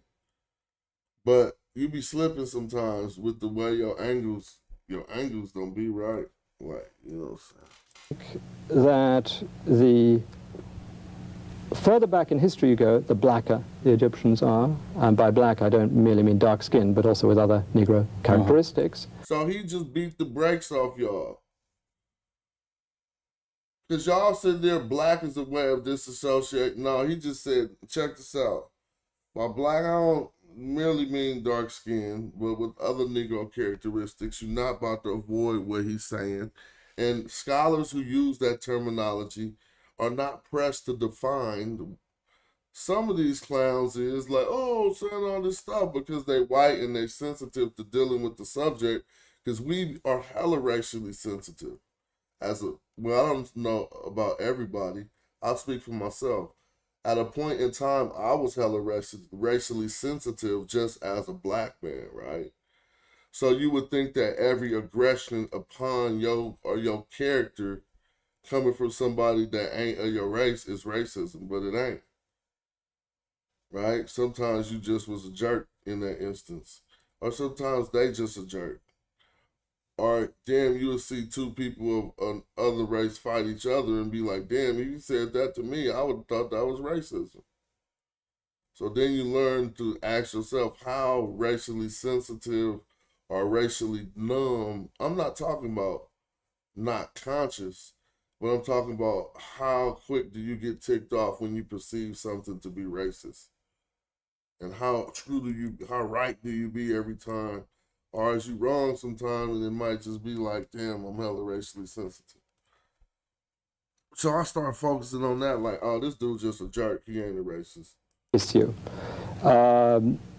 I think that the further back in history you go, the blacker the Egyptians are, and by black I don't merely mean dark skin, but also with other Negro characteristics, and the further south, obviously, you go, so that Upper Egypt, now this is always confusing, Upper Egypt is southern Egypt. It's called Upper because you go up the Nile to it, and Lower Egypt is northern Egypt. I used to find this immensely difficult to get straight. Okay, let's use our map right here. Sure. You can sit down. Now look at SOT 12 intentionally misinterpreting the data in the antiquated all caps. Please, if you want your comment to be read by me, I'm just sharing this information. If you want your comment to be read by me, don't all capitalize it. Because at this point on the internet, everybody know how antagonistic that is. I'm not talking about even how Wild Funk is doing.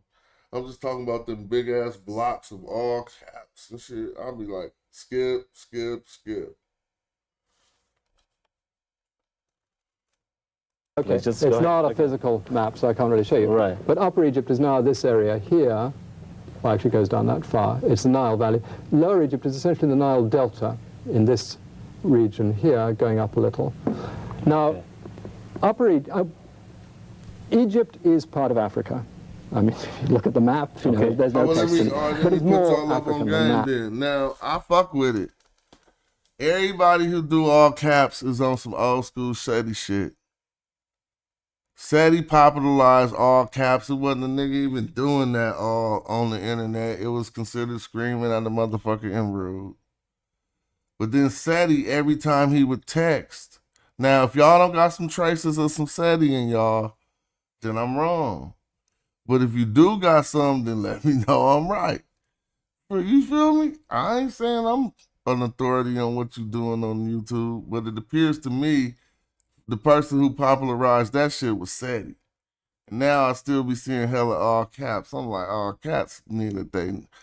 And then the Moors used to do one cap in the front of every word. Come on, man.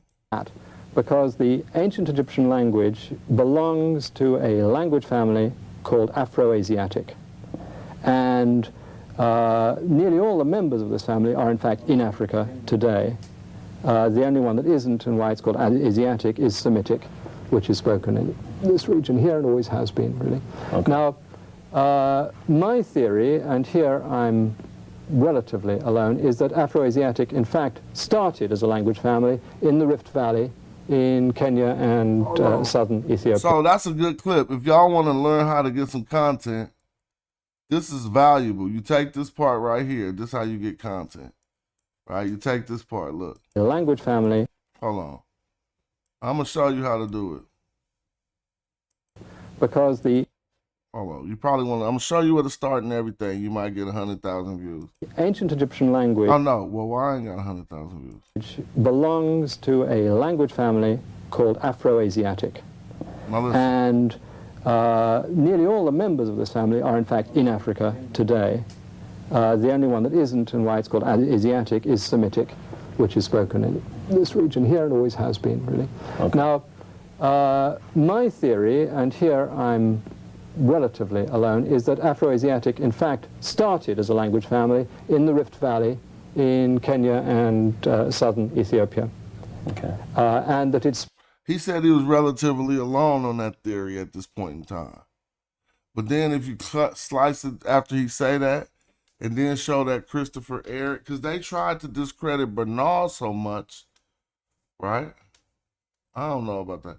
They tried to discredit Bernard so much.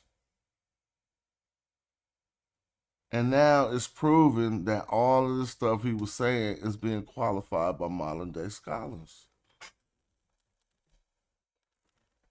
This shit is crazy.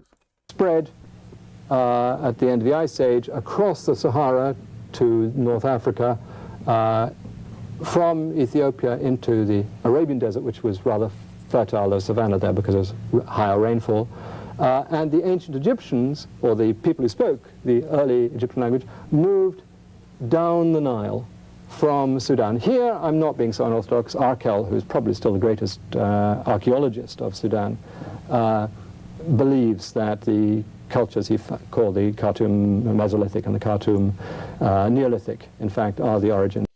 All right, so you know how black people got to stiffen up in corporate America, and black people got to stiffen up in academia, right? What are the differences? I mean, you don't believe that, then just hear the theory of a person who do believe that. You don't got to do shit. But people got their telephone voice, they talking to this race voice, and they talking to that race voice. You used to. Then when you grew up and was a man, you just was like, that shit's stupid. But maybe you was trying to get something done and you was like, hi, yes, I'm trying to do something on the phone, and you're not even you don't really talk that way. What part of life is that? Don't even, I'm proud of the people who never did that. Now let's talk about the people who've done that and haven't done that. The majority of the people who probably never done that is probably one type of people. And the majority of people who have done that is probably another type of people. Right? What part of life is that, though? That should be crazy. We don't know. Well, I think that's not relegated to, you have different vernaculars. Let's just say a person who speaks patois might speak the King's English, right? When dialoguing with someone who speaks the King's English. So it's easy to say we would do that with African American vernacular English. So that's not really, I don't critique, and I'm really not judgmental, right? It might seem like it. I say you the dumbest bricks, but you got your right to be dumb as bricks on the internet, saying stuff that you never studied. I don't think it make you less of a man. It make you less of a man I want to associate with, right? But you can still be doing something else really good somewhere else in your life. I know that's to be a fact. It could be some dummies that's doing way better than you in life. So then you can't be judgmental because what you think is the truth ain't even, how much is it helping you? So that's why, even though I can see what things is, I don't think that's the end all be all of life.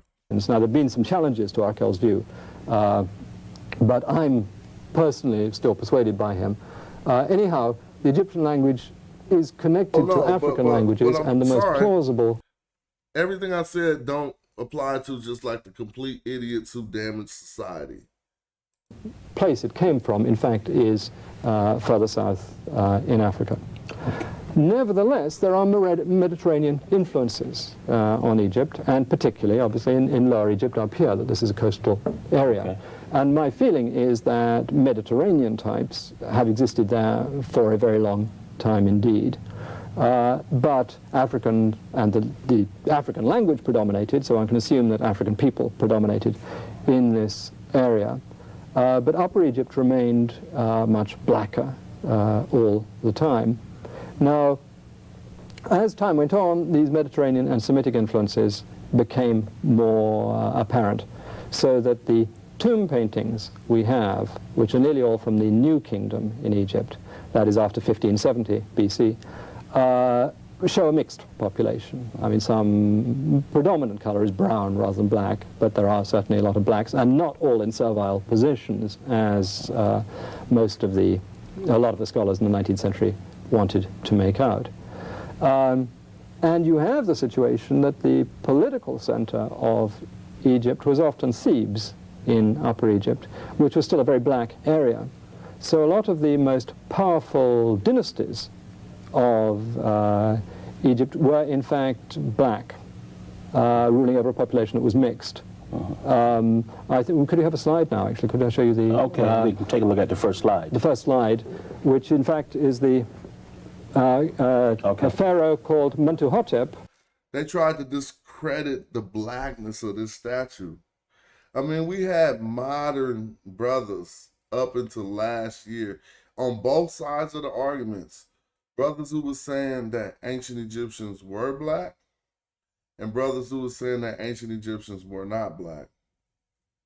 Discredited the blackness of the statue. Let's hear what Bernard said almost 50 years ago, maybe. I don't know how many, but 40 probably.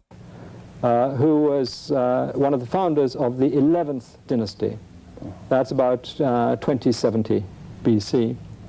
And he re-established the Egyptian kingdom after a period of anarchy known as the First Intermediate Period, and established what's known as the Middle Kingdom. Okay. By which time I think a lot of Lower Egypt was a Mediterranean population, but you look at him, and Egyptologists will try and say, oh, black is a symbolic color and it has nothing to do with his actual skin color. I find that wishful thinking on their parts. I mean, I'm not persuaded. Damn, actually, there go another clip. Man, this video got hella clips in it. Well, he just said, I find that to be wishful thinking on their part. That's what the clip need to end. Egypt was a Mediterranean population, but you look at him, and Egyptologists will try and say, oh, black is a symbolic color and it has nothing to do with his actual skin color. I find that wishful thinking on their parts. I mean, I'm not persuaded. Actually, he's particularly interesting because... So do y'all know everything that they said? This is why we're so big on reading the language and primary sources, and we could go in on that. Here go another one of them. When I dropped the Black Silk bomb, we ran with that and it won. Now, let me ask Reggie. Because I think I dropped that bomb and then Reggie ran with it hard. But it could be the other way around, that Reggie attacked the Black Silk first and then I picked it up. It don't matter. But I think that I dropped that bomb first. Like, why we sitting here not attacking the Black Silk, bro? What's up with that? Let's see what's up with that. We searched Kemet all day. Now, I'm not saying. I seen Reggie's original discourse. And that was the first place where I seen Kemet Amat. So when I re-seen it, it was a re-see. But it never, the way that the argument, all right, man, I need to teach some people some stuff. I'm going to do a whole show on how never to get them hands put on YouTube. First of all, if you just a loudmouth, you're never going to win. Because that shit don't got no content value. And you're not bringing nothing to people's lives. You just talking shit all day. So you lost already. But instead of doing that, hold on, let me see. Maybe I can open up camp.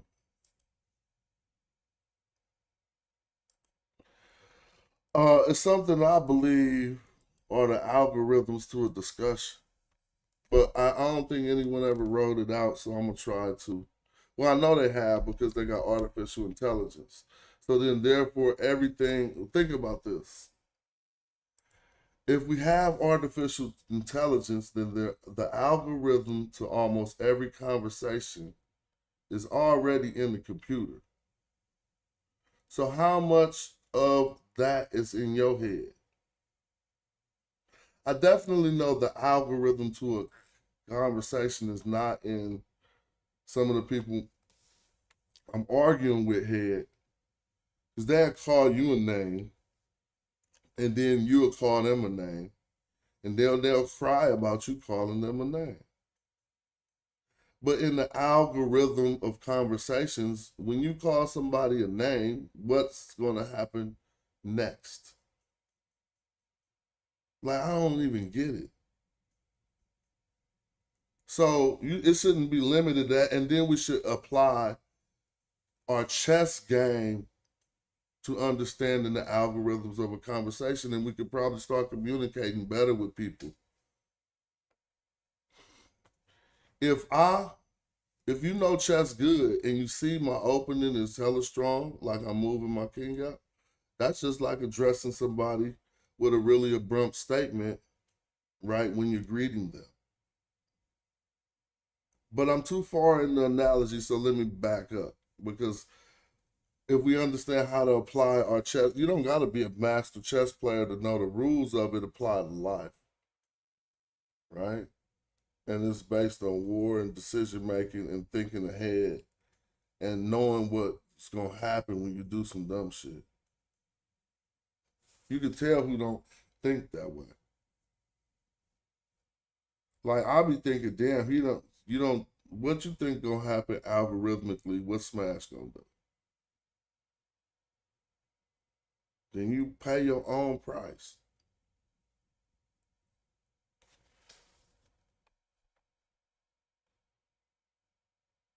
So if you walk up to somebody and say, "Hi, how you doing?" They got a list of things in the greetings that they're gonna give you back, depending on their mood, their attitude, blah blah blah.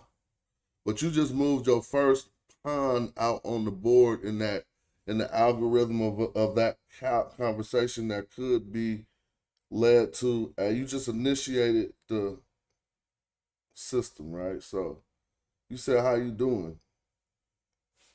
They normally gonna give you a generic response because that's how we know to greet people. Something going on in their life or something, they might indicate it or something. But these are all in the algorithms of the response that they're going to give you to you saying, "How you doing?" So when you in debate, you definitely got to know how to use that to your advantage. Every question you ask needs to be systematically leading to falsifying the information of whoever you're talking to and proving your point while you put your pieces on the board like you playing chess. So in order to get somebody to say some of the things you want them to say in those type of discourses, it's just, you know, the art of dialogue, right?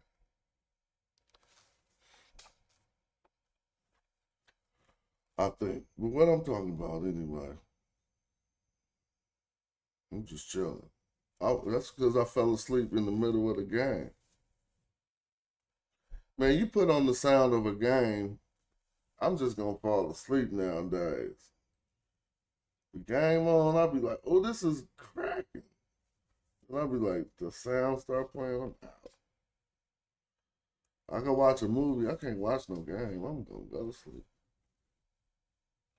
No, I'll be working hella hard though and don't be giving myself no. Then I'll sit there and think I'm about to watch the game. I'm not. Wait. All right. So I don't know. I'm this one I'll be studying and stuff. If I ain't working, I'm gonna be studying. Or I feel guilty when I'm chilling too hard. So now I'm gonna start learning something, man. I hope it don't mess up the show. You about to start learning.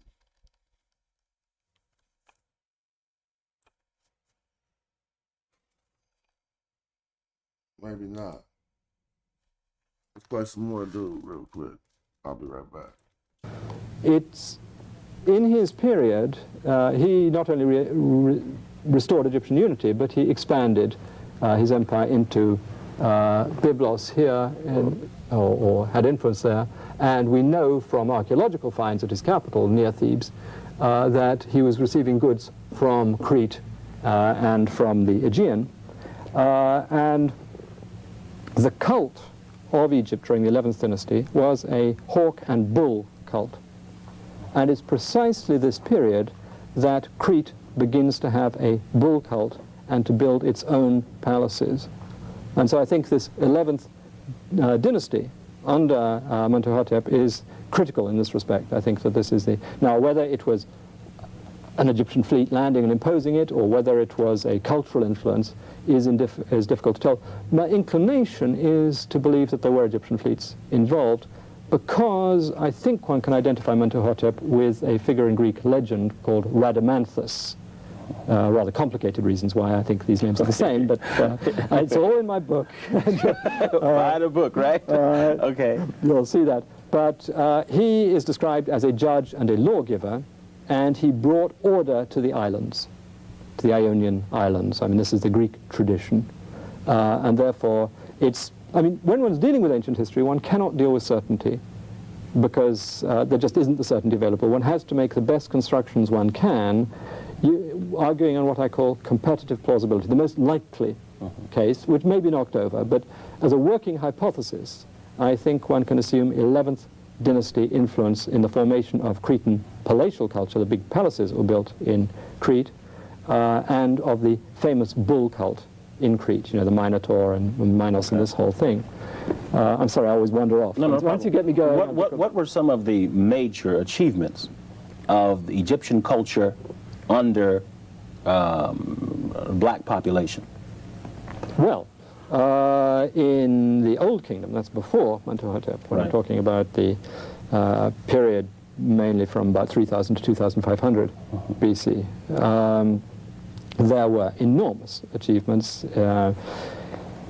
in terms of mathematics. I mean, the pyramid is an extraordinary, the Great Pyramids, which were built in this very early period, are extraordinarily complicated mathematically, that they cannot just be seen as plonked up, that the measurements are very precisely worked out and indicating all sorts of very interesting precisions of mathematical knowledge, which I think this, and the view of the ancients that the pyramids did represent sophisticated knowledge, seems to me true. So I think that there was a high level of mathematical knowledge, a high level of astronomical knowledge. Hey, Magi, archers, you know what? We on a level, y'all. Because this the only place where the trolls really can't fuck with you if you black. I'm not saying that like that. But like that, I be seeing cats get the brakes beat off them. Fake North Africans, fake Egyptologists. They got deprivation from our chat. Even the cats who just getting the brakes beat off them now, cats don't want to be highlighted. They cool. I feel them. Let me only fry who need to be fried. But everybody who got that smash in their name, if I catch wind, you could be put on the big screen. I'm just only listening to who's saying smash. Like, damn.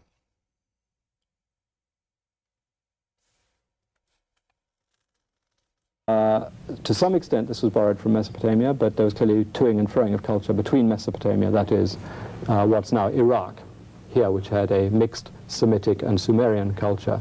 And I think the Semitic population, or the Semitic language, spread from Ethiopia, where it still is around, here and into Iraq. So to some extent, this area is part of the African cultural area, cultural region too. So that clearly Mesopotamia had advanced astronomy as well, but the Greeks, when writing about it, never studied in Mesopotamia, they studied in Egypt. And one reason is clearly Egypt was closer to them. So to some extent it's not important which the Mesopotamians or the Egyptians had it first, because the Greeks definitely borrowed from the Egyptians, not from the Mesopotamians until a very late stage. We are consumed today, of course, with by color, but were the ancient people, those in Greece and other places, were they as concerned about color as people of today? No, nowhere near. I mean, I think that there is a tendency among most populations to prefer their own type. Right. And I think that's a constant of human culture. But this has become intensified in Europe since the 17th century. Since slavery became a major aspect of Northern European culture.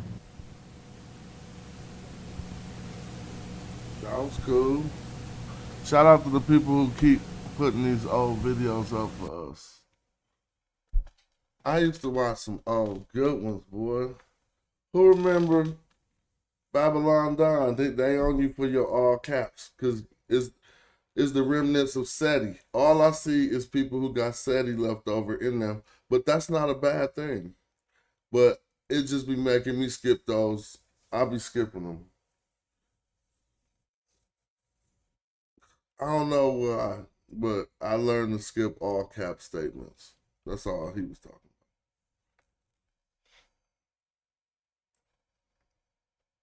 about. Oh yeah, that was just fun and games.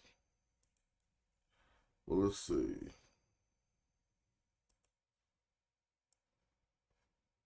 Let's get in that TLA for a minute. So I want to teach them something, because they couldn't even beat up Bitterman. Golly. They tried. Shout out for learning a new word and talking about it, and can teach your kids about it. And when you hear about it, you can tell them everything you know about Bitterman, huh? People was talking to Concrete people. Shout out to Concrete Corey. He told y'all about bitumen. But I know some stuff about bitumen that I would like us to know too. You gotta know the glyphs. So there's a secret way to say divine black, and I don't even know if everybody on YouTube is worthy. What's going in my next book? So if now you know Metal Nature and you know Cryptic Metal Nature and you know everything, especially you, South 12, use your artificial intelligence and tell me, please use your best artificial intelligence and tell me what's another way. Well, I don't want to say another way to say black. Which consonant combination could lead us to blackness? I'm just going to show you. First, let's go here to where people could understand. All right. Man, God, y'all don't like this source? Go ahead. So this the God men, right? Now they tell you his blackness is symbolic of divinity, but I'm helping us to re-understand that, because that is not all the way incorrect. But it's kind of like I think it was a little bit misclassified. Not just divinity, because then everybody who died in your family, you want them to be divine, right? But that's like, oh, he only gonna get to be a boss or whatever. Well, it did mean, that's actually what it did mean. It kind of like more representative of, in my analysis, him being the divine monarch in the afterlife.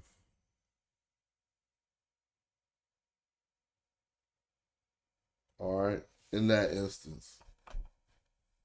But I want to, so this is a deity, right? Osiris, we know he was the divine monarch. What that mean, for instance? It mean he the boss, yo. Right? You think about a divine monarch on earth, you think about the pharaoh. But I don't even want to misquote it, but someone could write paragraphs on how he is the pharaoh of the gods, the black one is.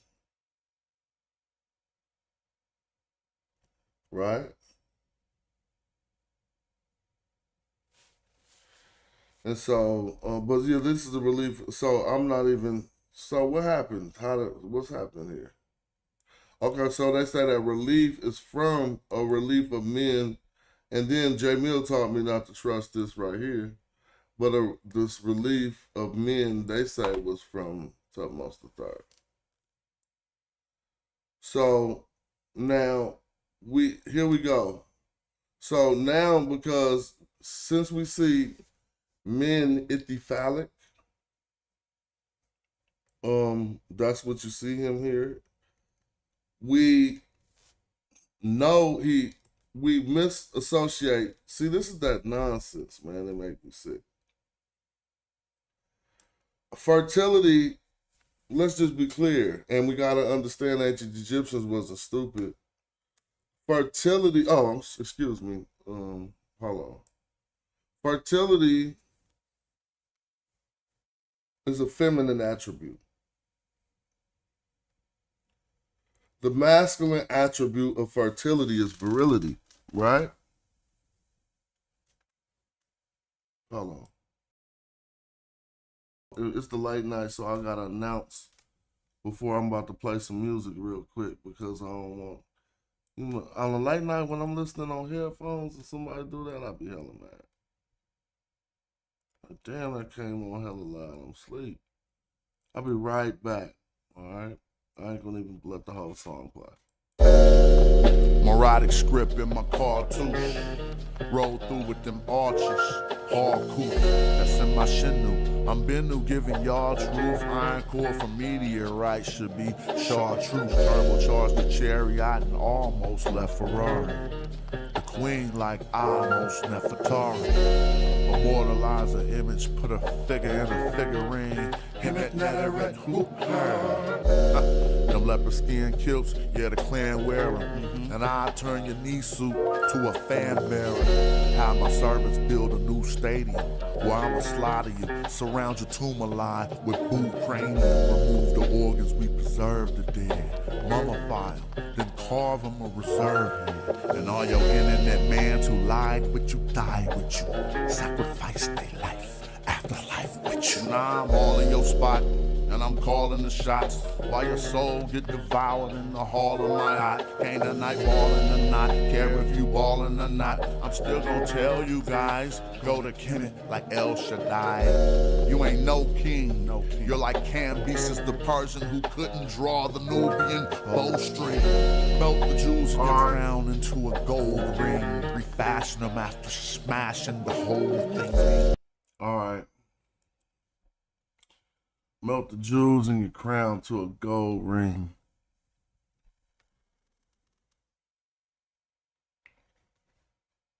See?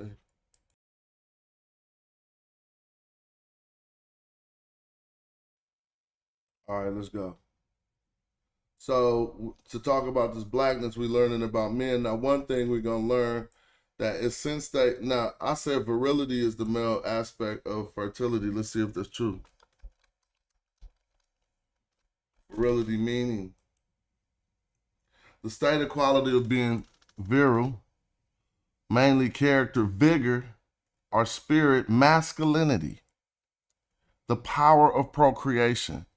So let's just be clear, the power of procreation in masculinity ain't fertility.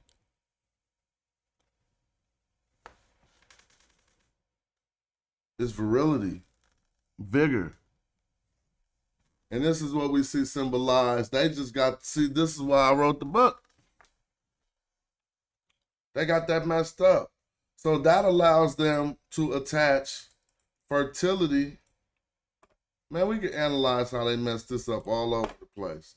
That allowed them to attach fertility to the blackness of men. Right?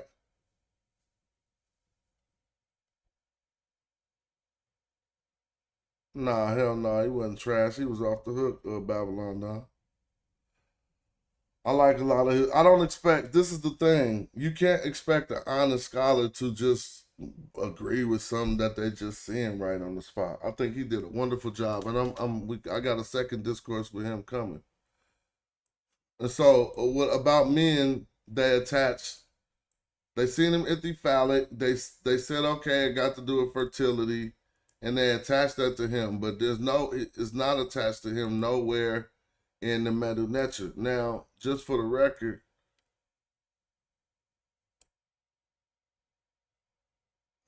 let me see. I'm gonna go into TLA,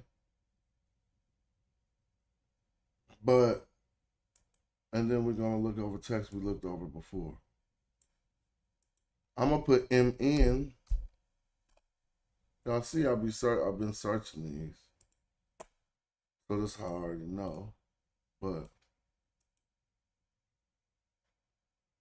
let me see what they do for me. I just did the regular MN. Did I press it? Oh, I pressed it wrong. Why? Hold on. There we go. The page was too big. So I'm not saying MN mean black, but it do in a way. And we start to learn how. But it don't if you just learn in Medu Neter. But if you know hella stuff about it already, I need you to analyze that.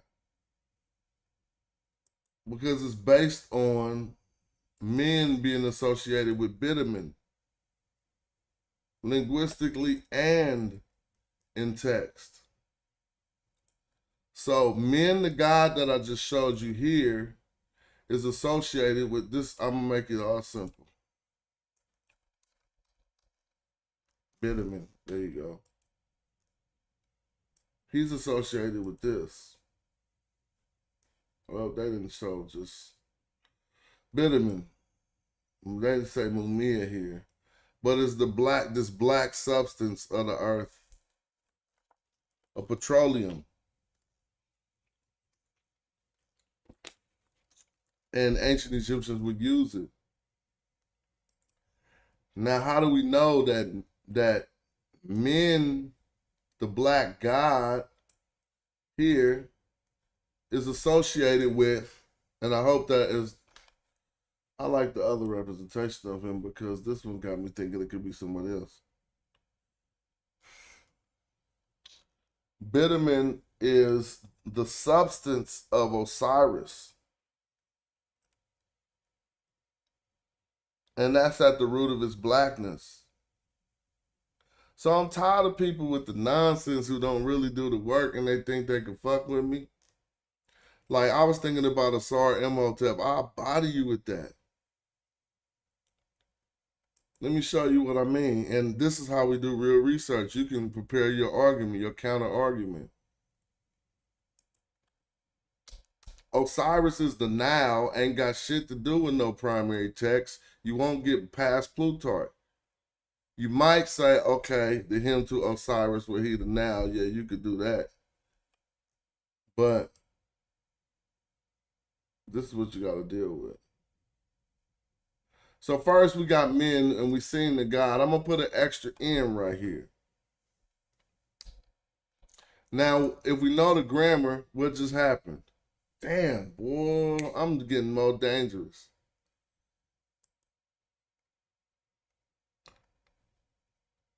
Well, it could be an instance where I don't know if it's going to be qualified. See, we do got something germinating. Now, when we got 3 N's, which is really crazy, let's see if they say something germinated off of a root. They don't tell me that.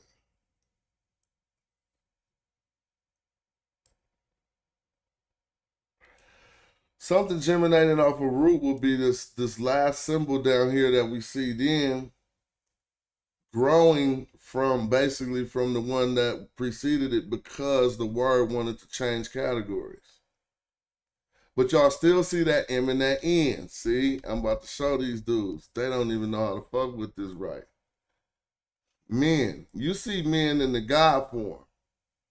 But his whole body is the substance. See, he ain't the substance of Bitterman. Osiris is Bitterman. He's not black silk. I got an answer for his blackness. No speculation. We don't do that shit. How you gonna be an archer and speculate? Speculation is allowed in scholarship, don't get me wrong. But when you about to aim at the target, are you gonna speculate on where you want to hit?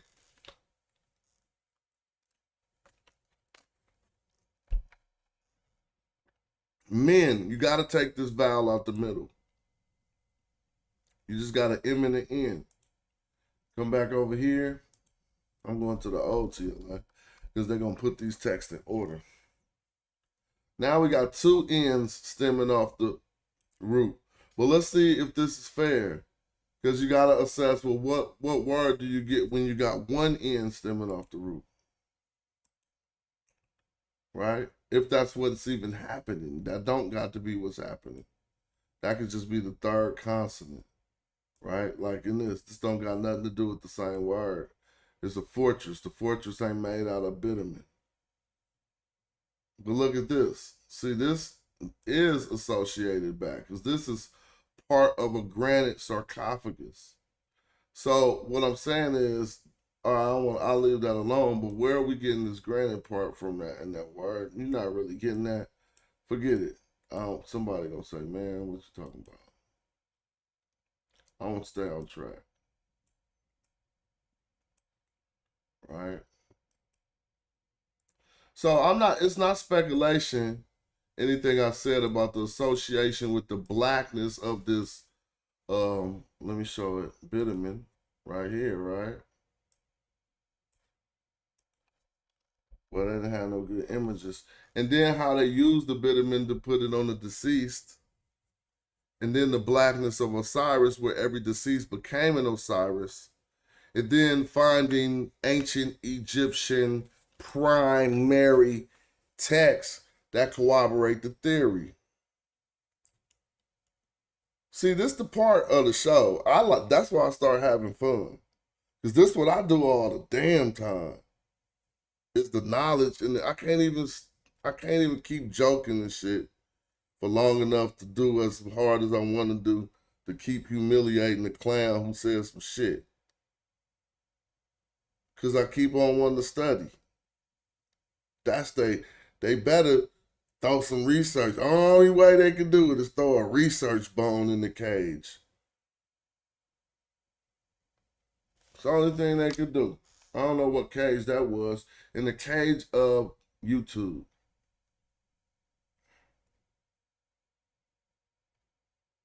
So this is called MNNN, all right, in ancient Egyptian.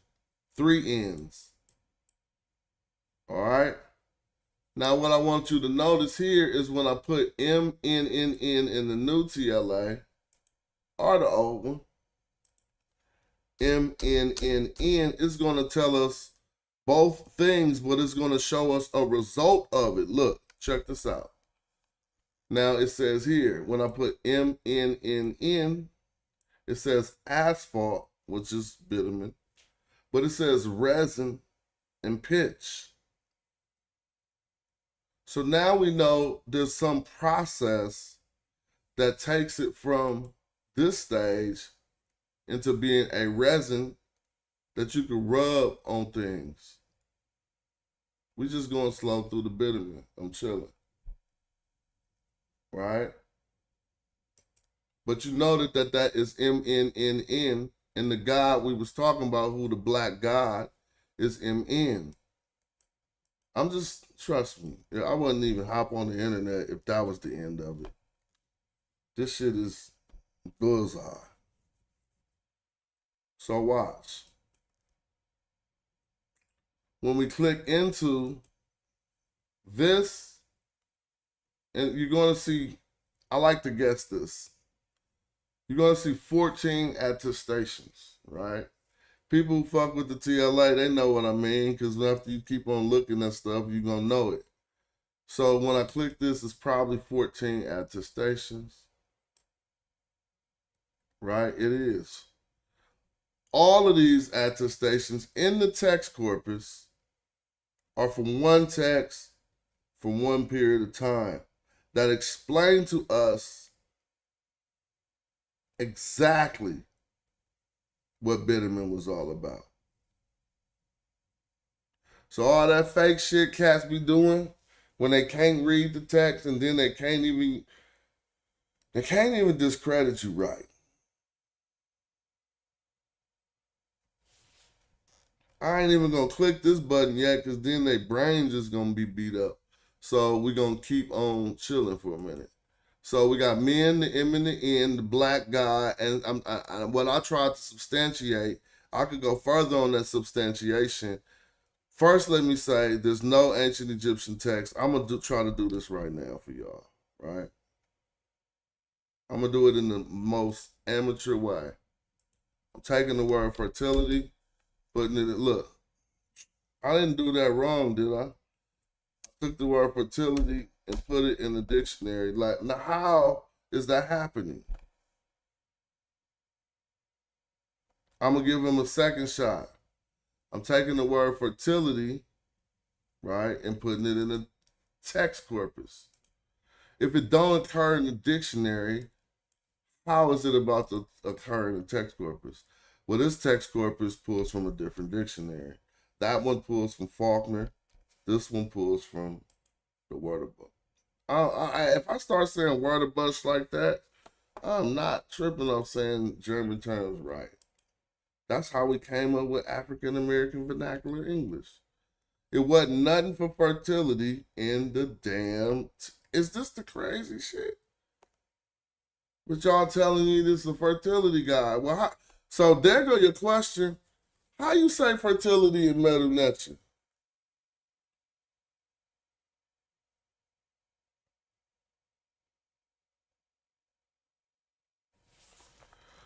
Let's say fertile. That's what they're going to do.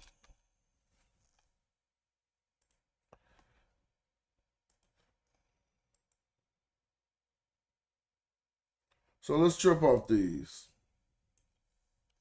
Right? Aj,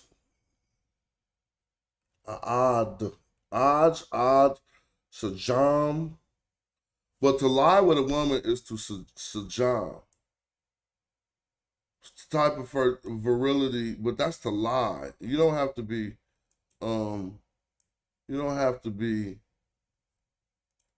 nothing says that you're fertile or you could be a dud. So, you know what I'm saying? That don't mean that. And this don't got an attestation to it. So now they say to make the land fertile. We can investigate that. Let's see how many attestations. None. See? That's what I be talking about. So what's up with this? Now we about to beat the brakes off fertility. What do you mean? This shit be full of lies. It's just full of them all in your face. It's no reason. It's just no one scratching the surface but us. So now, later when we beating up fertility and we got all the Egyptologists in the headlock about fertility, you remember this moment right here. Because I'm going to be saying, did I start fertility? When every show about to be about fertility.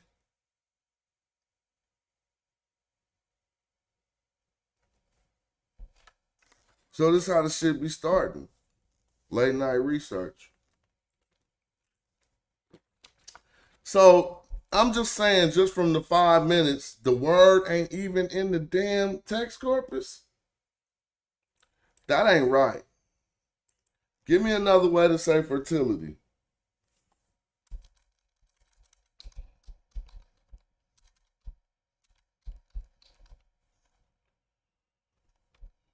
It ain't in a dictionary either. So they just put together a whole. See, now look, I told you the shit I say is right, bruh. I said this dumbass shit don't represent no fertility. It represents virility. I put fertility in the dictionary, it don't pop up. I put virility in there and you see a phallus.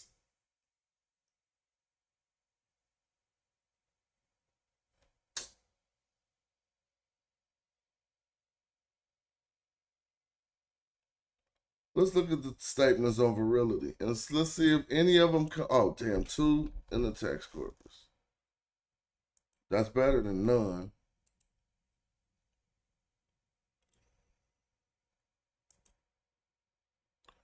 You have lost the power to procreate. So you can't say what we saying ain't it.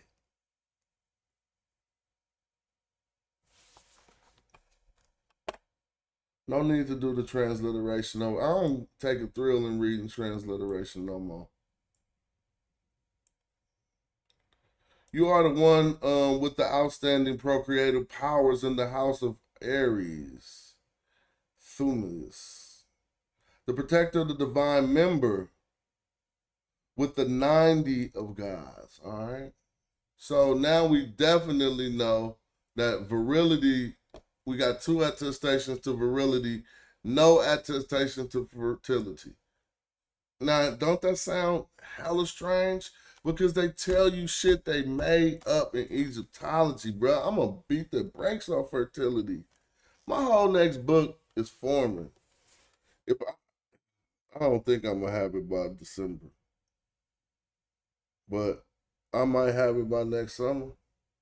And that's going to come hella quick. Bro, if Cass just wrote a chapter a month, man, golly.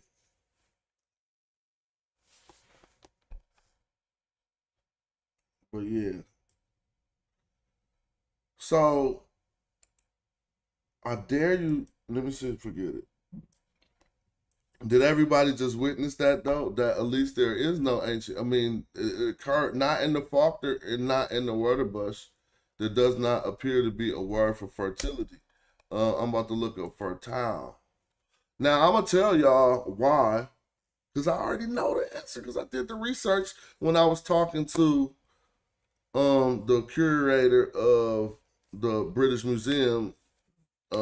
He used the former curator R.B. Parkinson's about his translations. See, everybody, all right, this is how I want you to look at it. A lot of this not being fertile shit is the product of being in America. Or the problem of not just having, the endowment that was made for procreation. And I'm not talking about that way. And I'm talking about, first of all, you need to be in an area that's a climate, to make it be more plentiful than other situations. You know what I mean? I hope that ain't getting lost to nobody. But my ultimate statement is they cited who was barren, not who was fertile. I'll tell you the term. I'm telling you off the top of the head. Anem. It sounds just like our word for skin color and stuff, but it's like adem. Is it IND or it's not IDN, IDN. But it's very close to our word for skin color, and they did not. Now, I'm showing you a dictionary. I'll change the word to fertile. They go fertile and fertilize, right? But watch the context. See, they asking if this is fertile soil, and just for the record, it says "aad" in sheket. Sheket. So "aad" in seket, I should say. That ain't Kemet. Now this says to be fertile is majah. So this is what we would look at. To be fertile. Because then the act of this, you change this to fertility, right? So majah, we're gonna look at that. To give birth or to make fertile, we'll look at ba and see if these stand up to the scrutiny. And then we'll apply them to those. Because to fertilize and to be fertile is two different things, right? If the result of your fertilize, well, I don't know. I don't want to act like, I know everything. To be fertile, copulate to be fertile. This is the one we want. And it's already showing you, look, I don't even have to trip, dude. That's why he said it's like a WYSIWYG. And that didn't even sound like scholarship to y'all. What he said, what you see is what you get. So y'all think this is about a woman when I scroll over here and you see this phallus? I don't even have to look no more. But let's look anyway and see if they're going to use a term where the determinative is ichthyphallic, and then you're going to see a woman they talking about. Do we have to research that? Well, yeah, we actually do. If you really don't want to get fried on YouTube, because you'll say some shit that ain't true. Oh, it's a capital D. No, it should be a capital D and a capital A, huh? Man, I don't be tripping too much no more. That's messing my game up. I gotta start back paying attention to that detail. Yeah, that should have popped up. So let me just put the M and the D. I don't know what that's doing.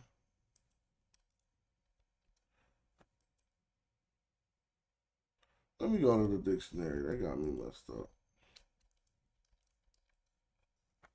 There you go. Oh, well, that's what I just came from. I'm going to do it this way. Copy that. Take that to the TLA. Click lemma. Come to the bottom. You got them.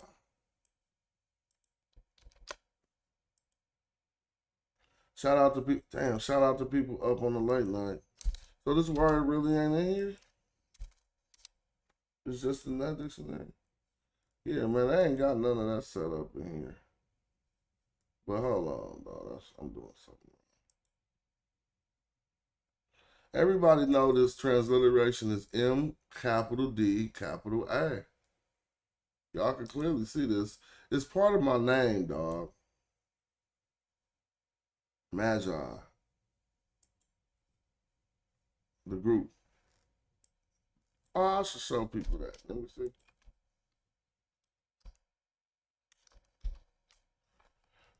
It's just acting funky. They ain't got, they must, oh, there you go. I pressed it without that. Let's see what happens. See, it ain't got nothing on that. All right, I ain't gonna overlook.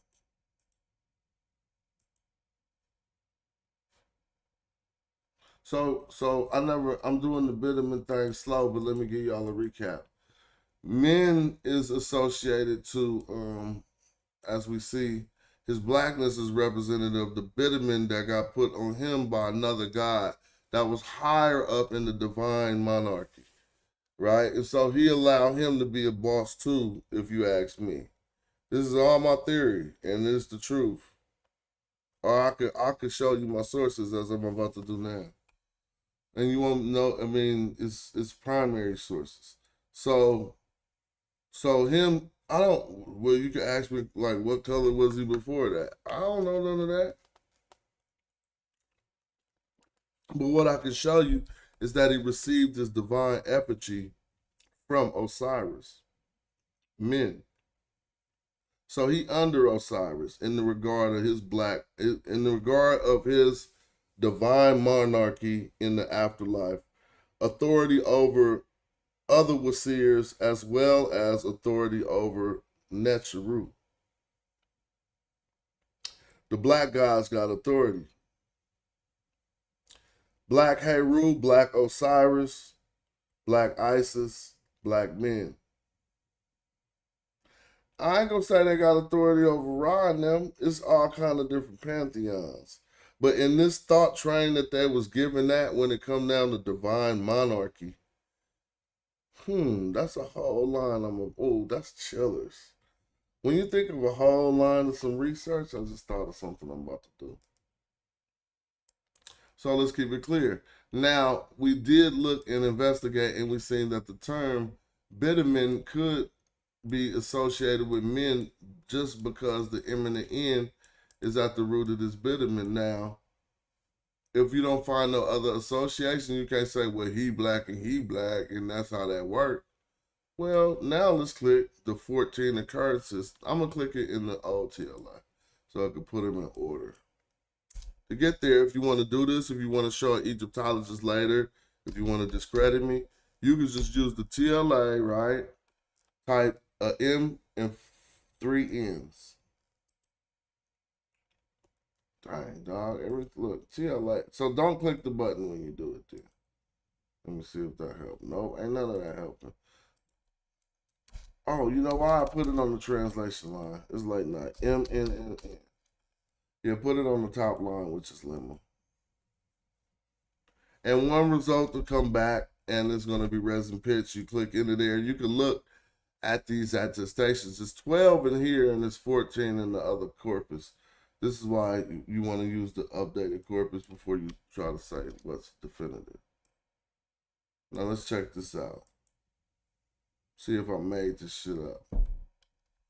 Excuse my language, but it's late night hype. So look, men, asphalt, Bitterman. We got that substantiated, but I want you to notice a few things. In this transliteration, the third M ain't there. The third N ain't there. You gotta trip off that. Right? In this, now if men, the guy's name came from Bitterman, it would look like this. It would have an extra N on it, supposedly. Right? But it don't occur to be that way. But let's look at the first statement in this text that's going to give us some clarity about this Bitterman phenomenon. And I ain't gonna read none of the, unless you guys want me to. I ain't gotta worry about the transliteration. I can click through everything. When we see some anomalies over here, but I kind of did this text before. Bitterman that came out of Palestine comes to you. And I mean, I never seen the actual primary of this. This is all text corpus facsimile and translation. But bitterman that came out of Palestine comes to you, and the beautiful Sephi oil that came out of Byblos. So Babylon Don or anybody who want to answer that, what region of the world? Oh, it say right there. I messed it up. Came out of Palestine. So Byblos is just in the areas of Palestine. So in this text, one of the first mentions, they say bitterman that came out of Palestine comes to you. Who is you? The deceased. Now, I need everybody to know that this line here is where you get all that information you look for. It's say embalming ritual concerning bitterman. All right? So now we know we got a primary source of understanding bitterman. We not getting what the Egyptologist said. We are in a sense if we can't read the language. So don't think that you could just duplicate this and bypass learning the language. As you still got to depend on what the Egyptologists say. You feel me? And so that's just a prerequisite, or it's something that should be done. But bitterman that came out of Palestine comes to you. You is the deceased because he's being embalmed. This text that we're reading is like instructions for what to do with a person's body when you take him into the physical duat, the tomb. And then there's only supposed to be 3 people in there. I need to ask one of these Quranic practitioners who the 3 people that's supposed to be in the duat, when, you know what I'm saying, when you receive your bitterman. Oh, that's my new way to say I killed him. Oh, I'm about to bitterman these dudes to death. I'm putting bitterman all over somebody. They're going to say I did blackface in the video. Nah, that ain't blackface. That's bitterman. Oh, I'm about to rip that. I'll get him in. Sit him in. That ain't blackface. They got that's bitterman. Ah, they going to be hella mad. Y'all dudes got blackface on the YouTube streets, but you can tell them it's bitterman from Smash Rockwell. I might have to turn on the mic, because it's late night. This one I could get some work done. Ain't no noise. Oh. So I start that at about 4 in the morning on my time, and then I had that done about 6. But that bitterman bar just got me inspired to do a rap song. I'm gonna kill them niggas with bitterman, then get the bitterman. I'd make bitterman be the hook. So let's get back to it. Yeah. Put him in the blackface, but it's bitterman. Damn, you see, now let me show you why I'm taking that lyric to hip-hop. Because I love a lyric that's going to teach you a world of information if you just simply scratch the surface. And I know the way I drop a lug, how to make a young black man scratch the surface. Like he said, that hella fresh. I need to know what that means. You feel me? And then they go, because that's how I learned my pursuit of knowledge. Rappers would say some fresh ass shit I didn't know what it meant. So I know how to do for the youth. Let me see. Because we like to solve riddles. Anyway, the bitterman, now this is the bitterman that came out of Palestine. And it came to the deceased. Now let's be clear. And we got to keep this 100. I don't know how this works, but if I click into this text, these 2 bittermans was used for 2 different things. You can analyze it yourself, but the bitterman that came out of Palestine comes to you, and the beautiful Sephi oil that came out of Byblos. The bitumen that came out of Coptos comes to you. Now, this is the one you want to deal with, because it says, again, if you can't read the meta-nature, you mess this one all the way up. Or if you don't know nothing about the mythology, you mess this one up. Because it says the bitumen that came, people will mess the first sentence up. Let's see how many people about to mess it up in the chat. Where is bitumen from? Right here.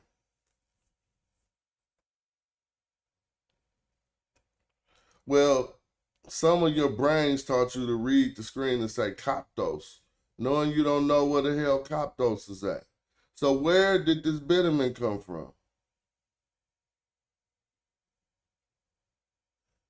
Well, now you're thinking, okay, to figure out where Coptos was, and you're gonna get a lot of shit revealed to you. It wasn't no Coptos. If I click this, oh, you can look to the left. It'll tell you right here. See, I was about to say if I click this word, but there go the word they got for Coptos. Do that look like Coptos? It's Gebtu. Because it wasn't no ancient Copts. That's all fabrication type shit. This was Gebtu. Now, Gebtu was like the seventh nome of Upper Egypt. So they got some bitumen from Palestine for the deceased. And they also got this other bitumen that came out of Coptos and is coming to the deceased. But what is this bitumen from Coptos, and how is it different from the bitumen? And it's a little loud to be getting hyphy like that. How is it different? I mean, a little late. How is it different from the bitumen that came out of Palestine? Please, somebody answer that shit, man. This should be looking easy on the screen, but it ain't, though. I know when you start learning shit and you think it's all easy, other people don't know that shit. It ain't easy. But try. How is the bitumen from Palestine different than the bitumen from Coptos? Well, on the screen we read, the bitumen that came out of Palestine comes to you, and the beautiful Sephi oil that came out of Byblos. On the bottom one we read, the bitumen that came out of Coptos comes to you, the outflow of Kinti Aminti. It looks like it says Chonta, but that's a bad translation. Now, one of these bitumens is telling you is the substance of Osiris. The outflow. Now, if we listen to, this is why you got to know how to read the meta-netta, and this is going to mandate that I go over to the transliteration. Well, now we've been talking about these bad knees y'all got. Y'all got bad knees. You got bad knees in your meta-netta. Because every time you see an N, you don't know whether it's a genitive or adjective, or whether it's dative, or what it is. So you got bad knees. Now this is a knee. You see this N and this J, it represents an N and a Y. You might say nay.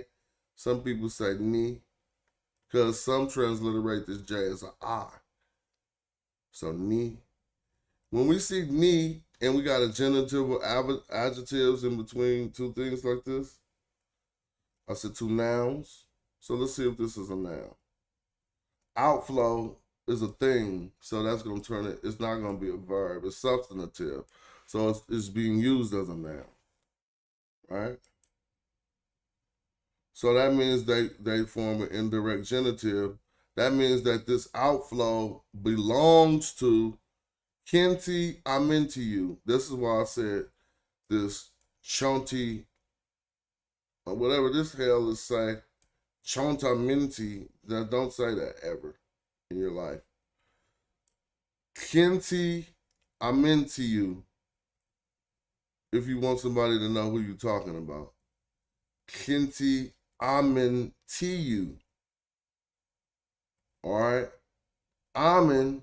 Y'all know what TU mean. Everybody working on my show know that the suffix The most common suffix we see will either be a T. Well, I don't want to say that. That's incorrect. Everybody know that these three suffixes work together to say different things at the end of words. So if you identify that this word is amen, you might be thinking that this is amen, the hidden one, or you might be thinking hidden, you might be thinking amen, but this is actually like amenta. How you gonna know that this is amenta and not just amen? Because you can't put a TU bird on a word. See, now I'm going too far. But you can't put a TU bird on a word that don't end in T. So this is amenta. Kenti amenti you. If you click into it, it's going to say the foremost of the Westerners, because the West is amenta. So this is the outflow belonging to Osiris. I didn't say anything about Osiris. I just said Kenti amenti you. So how did I just switch to Osiris? Because if we don't know the mythology and with this periodization, with the time period we're dealing with, we would not know that this deity don't exist by himself at this time. This is an epithet for Osiris here. So if I click into it, Kenti amenti you, and that's what it would look like if you see it. It'll say Epithon. God heat, whatever. So they're gonna proper Kenti amenti you, like I said it. That Chonta amenta is some crazy stuff. But the foremost of the Westerners.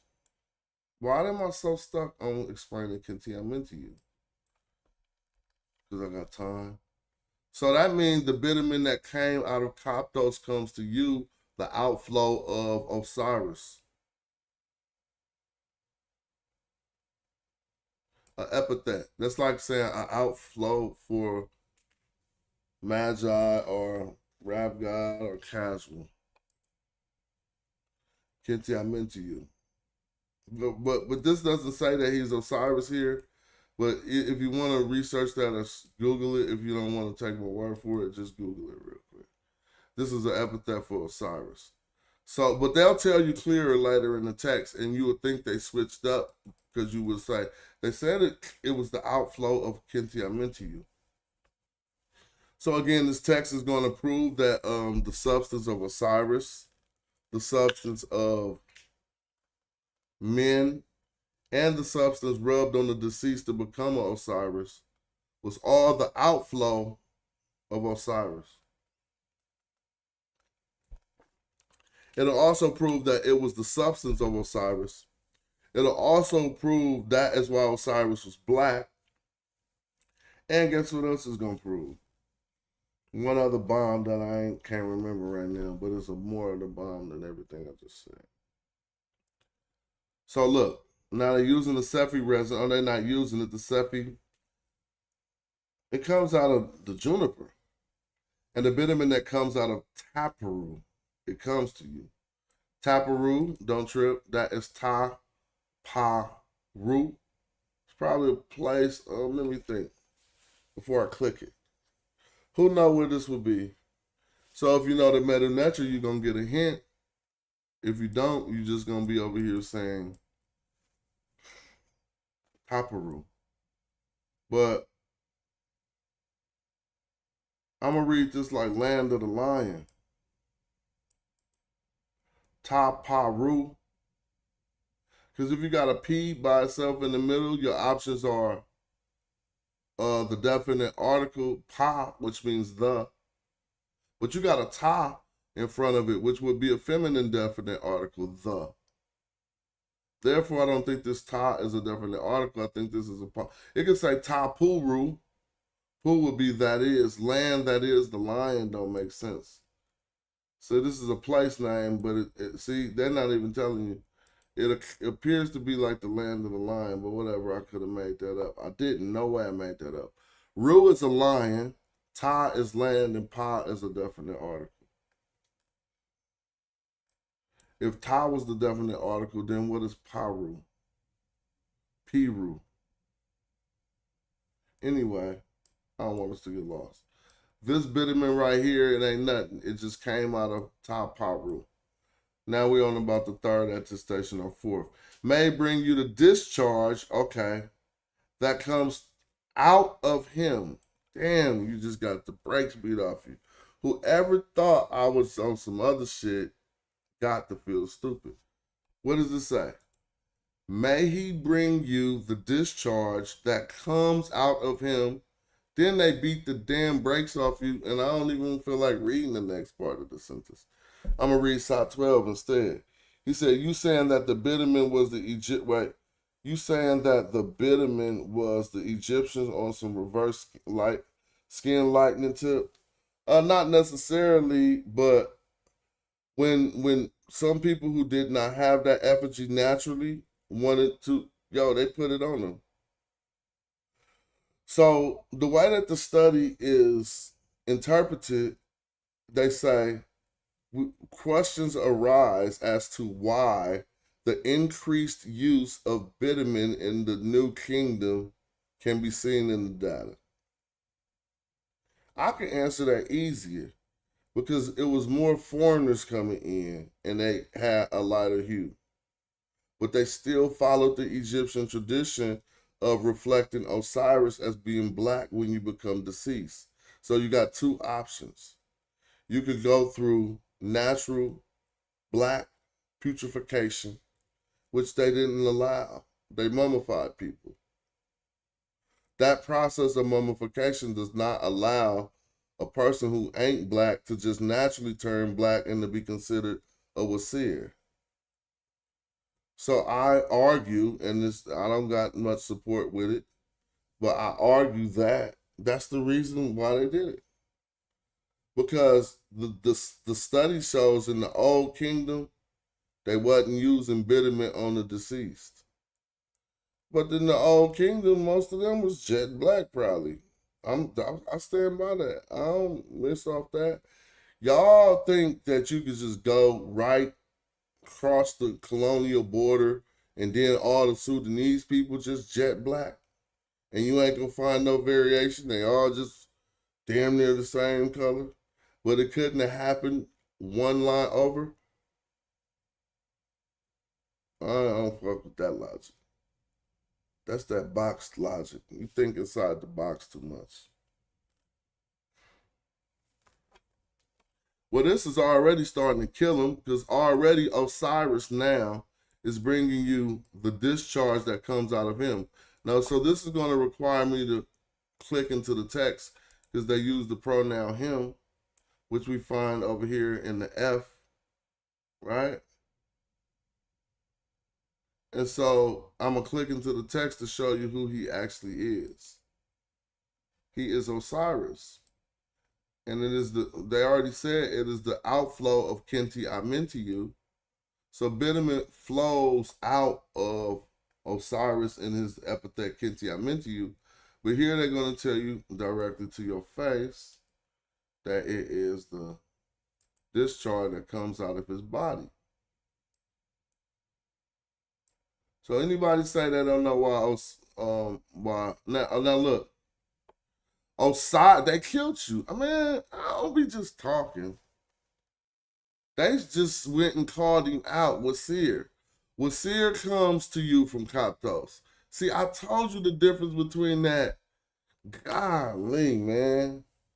When I asked, what's the difference between the Palestinian bitumen and the bitumen from Coptos, and they misleading you. It's from Gebtu. We need to know it's from Gebtu because we got the Netra Geb and Gebtu. Gebtu at this time will be the seventh nome in Egypt. It's very significant if we're going to understand this text to understand that Coptos got nothing to do with no Copts. That is a way to translate an ancient site called Gebtu. Right? Now look, everybody see the screen. Osiris comes to you from Coptos, not from the Palestinian place, but from the seventh nome. And then someone could correct me if they Google that and it's wrong, but it's not. Gebtu is the seventh nome, and Coptos is going to be called that when you look at the nome map. But if you read the glyphs, you'll see Gebtu. And there's another gnome, now I'm not sure if it's the 8th or the 6th. It's called Bat, or Bat, B-A-T. So when we clicked in the text, the line before that was referencing to Osiris, right? Osiris comes to you from Coptos, the great god in Coptos, who is at the head of the House of Gold. Man, that is so damn significant. The House of Gold is Hot Noob, Hoot Noob.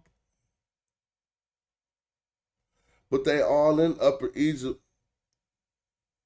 And they referencing it like, look, Osiris coming to you from Coptos, deceased man. He gonna come from the 7 known. But really, what this is saying is, you gotta understand, they're in the back of a tomb right now. There's a dead person in front of them. Just imagine a funerary home before they embalm somebody.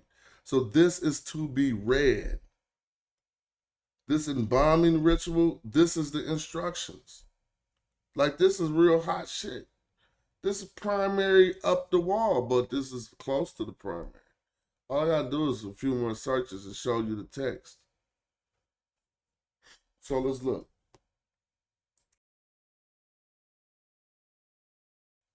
So it is Osiris who comes to you from Coptos. If we remember earlier, the other reference to Coptos was what?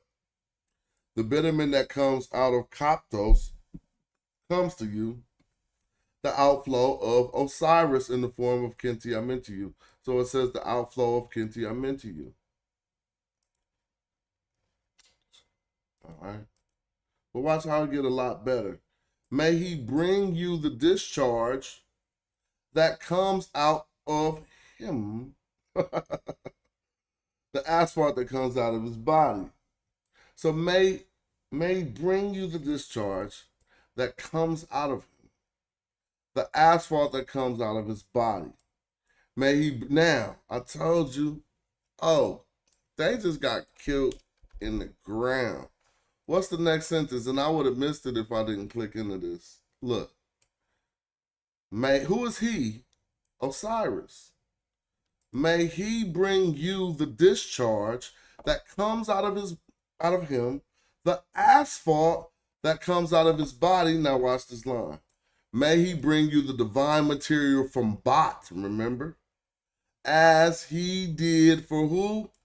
Killed them. For men. Don't worry about the herself. I could explain that. That's just the text corpus. It's an F right here. So let's see what is going to be an F. Menu, self, his. You want me to click this? His.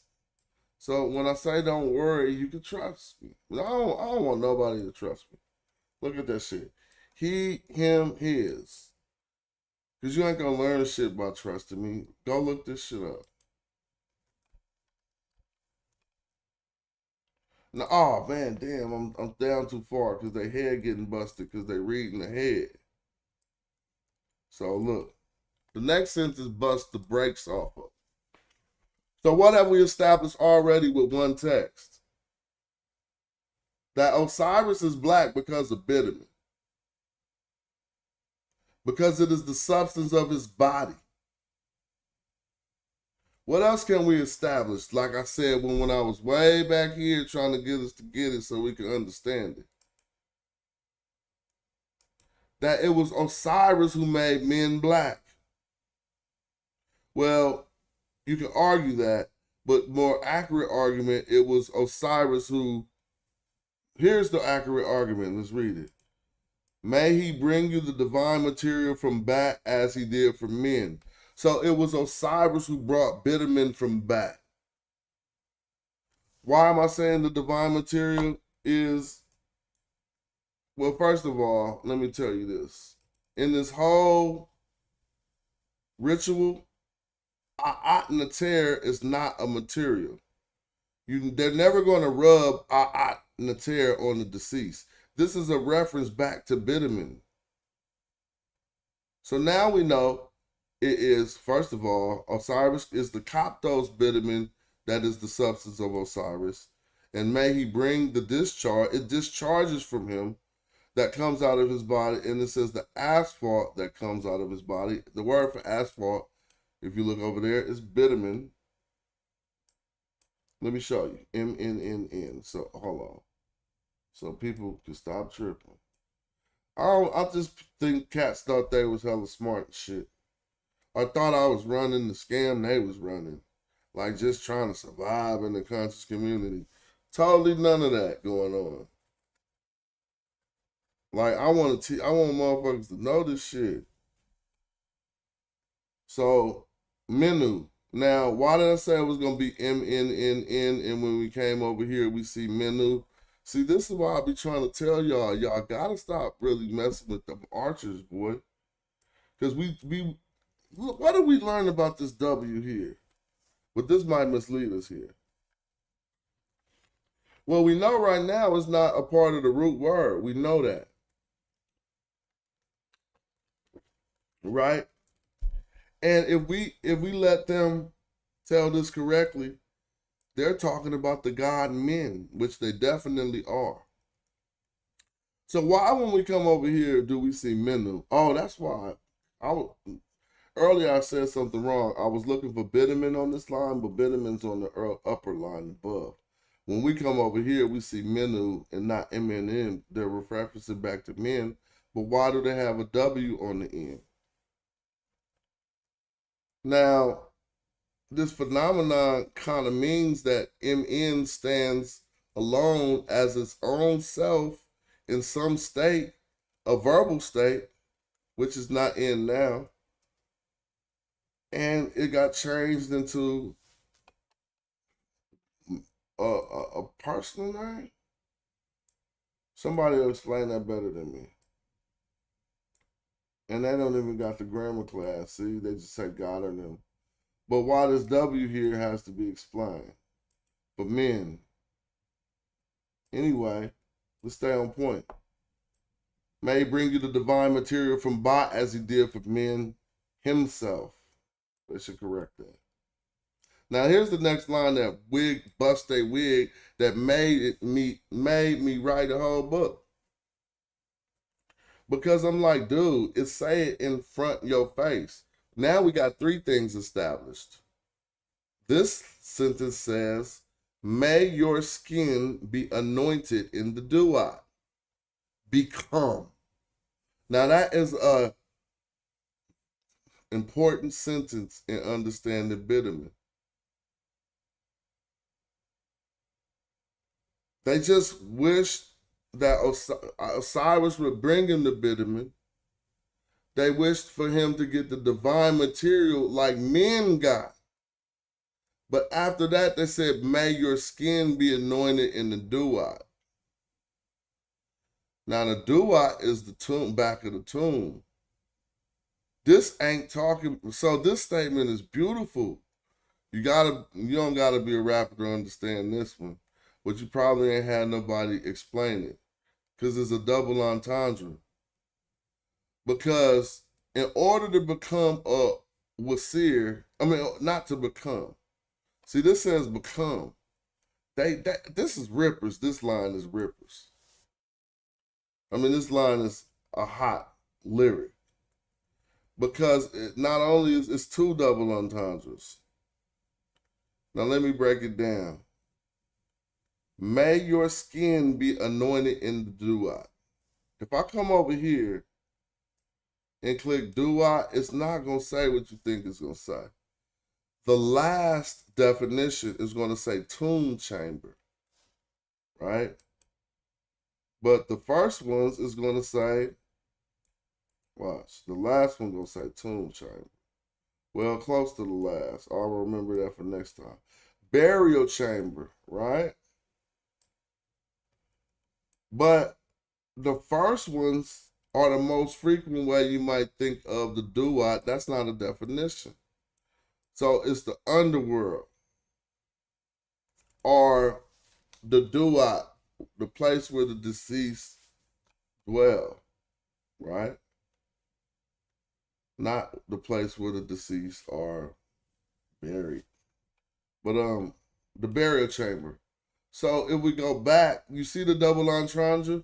They want his skin to be black in the afterlife, but they also want his skin to be black as they're doing it in the burial chamber. So that's why the double entendre of the term become is there too. Let's go and see if it's really there. See, I don't even see become here, so they just put that in there. This is an oil, right? Come on, man. Don't even start messing with your partner, dog. They just saying verb, and I'm going to tell you. So they want you to anoint with the, but it is an oil. Everybody knows. Third radical. Well, let's see if they use it as an oil. Oh, yeah, they're using it as anoint. This is a verb. So if it was the oil was in the first position, okay, they're using it as anoint. Now, this is the same word for skin we had Jonathan Winterman look over. Black skin. But right here it says anim. It doesn't mean black skin. It means skin or skin color. So now we got something to anointing or anoint, however you take an oil and make it into a verb. You know what I mean? It's like anointing yours or skin, right? So everybody don't know that what I'm saying is true, so I click the dictionary on the simplest terms. But the people who already know we doing this, be like, why you keep doing that? All right, look. May your skin be anointed in the duat. So now you understand the double entendre. The intent is for you to be black in the afterlife, but this is the part in the embalming ritual when they're going to start rubbing bitumen on him.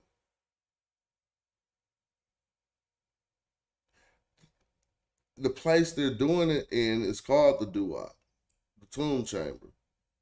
Then they say become, but since I don't see become in the transliteration, I'm not going to speak on become.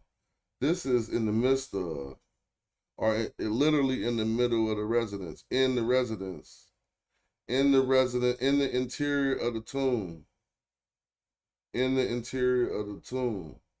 So you can't be in the interior of the duat in the afterlife. So this is literally talking about they're going to start rubbing it on him. If I click this, it's going to say the interior, man. Stop tripping, bro. If I mess one of them up, then I'm just a newbie. Right? So that's the interior. So may your skin be anointed in the duat. That ain't right. May your skin be, in the duat. But they got to specify that the duat that they're talking about most specifically is the rear of the chamber. But since they wanted to leave space for the double entendre, now I can recognize that whoever translated this or whatever into the German, he did recognize what I'm talking about. Because he left it, you got to be interpreted both ways. Right? Now, this is what killed dudes like my dude Sot 12. He says, can you make up a setup for the punchline, may your skin be anointed in the duat? In one of my presentations, maybe. But I don't think I'll be able to build. It's too much explaining. Are you talking about for a rap? Hell no. May your face, that's hella weak. May your face be open in the ways of darkness. Now, why is they rubbing black oil on the deceased, black petroleum, black bitumen on the deceased? What they tell us? So that the skin could be anointed in the duat. And what's the second thing? May your face be open in the ways of darkness. Well, if we're going to look at that, we're going to question whether that's the best translation.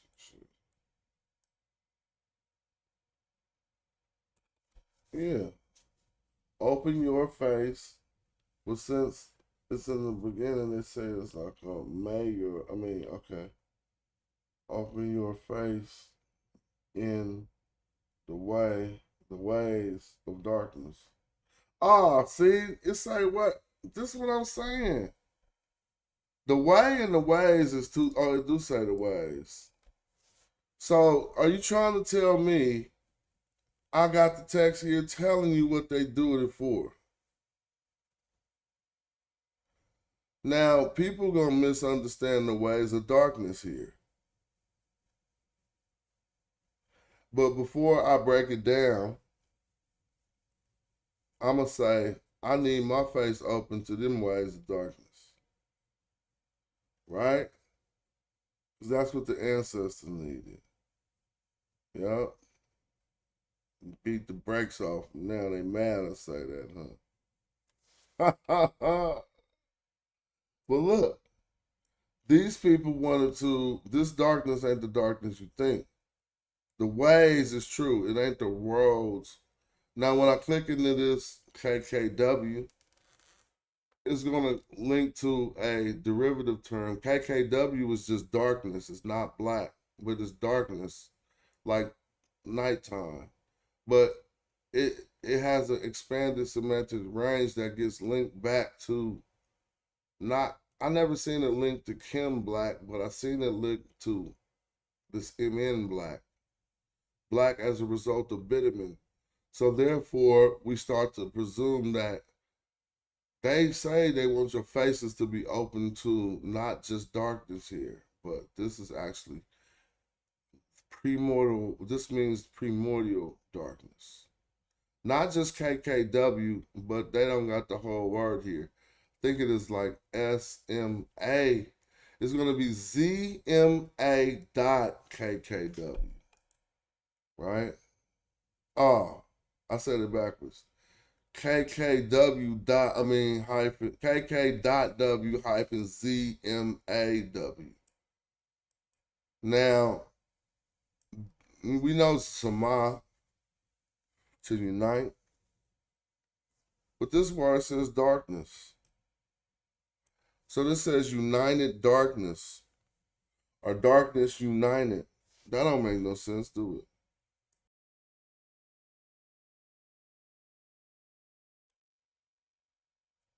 Well, we'll see. It's just the second definition, I would say, I don't want to say the second definition, but you see it don't really mean darkness. Because it say darkness before creation. If you want to read it all the way, united intense darkness before creation.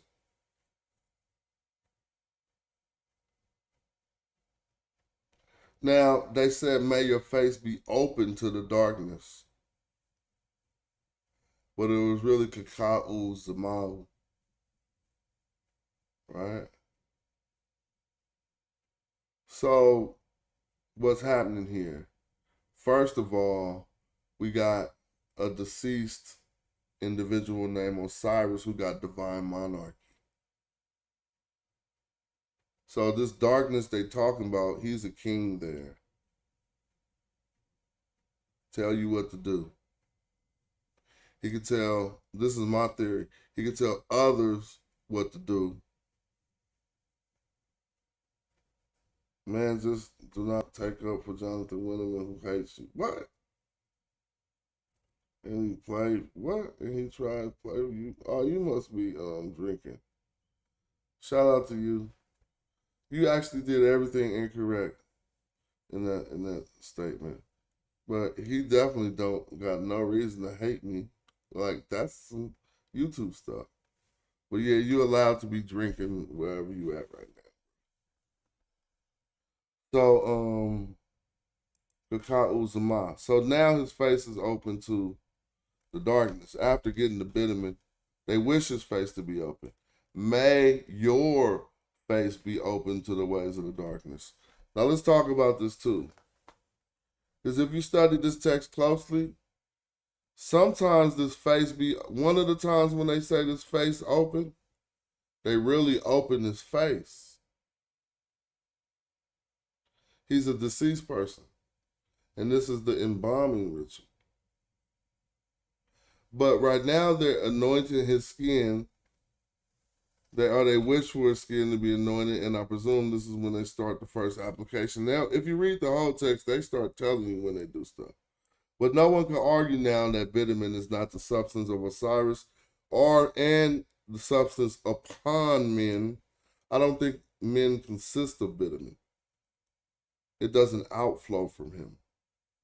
But he got the divine touch from Osiris, right? Just like most of the deceased claim to either want or not. So just be clear before I go on. Everybody see it says, may your skin be anointed in the dew-eye. So that is why they use bitumen, and we see they saying to put it on the skin. People knew that. But watch what this leads to. Because people try to act like it ain't about the way he looked. So if they put some black stuff on your skin, and I can show you that it's about the way it looked,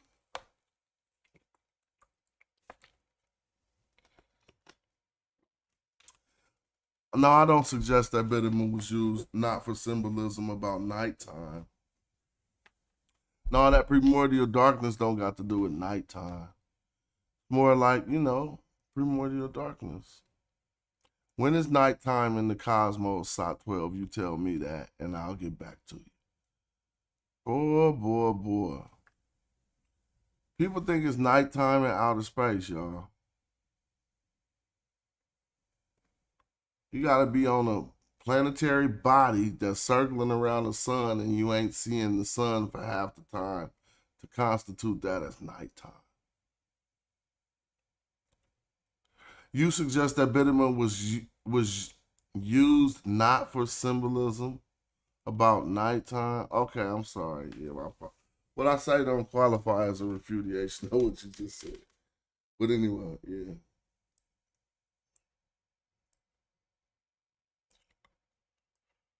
Now, we're going to read a few more about bitumen. Now, what does it say here?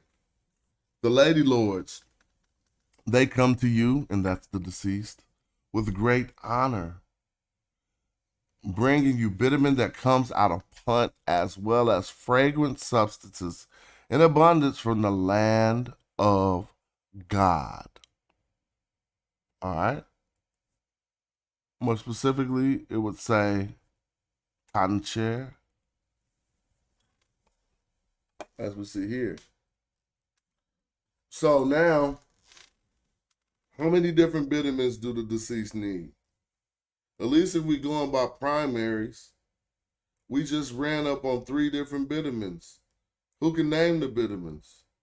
The bitumen of Palestine that comes to you. The bitumen of Coptos, which is Gebtu, which is the substance of Contiamentiu. Remember this shit. If you want to be an archer, beat some breaks off somebody, it's easy to remember this.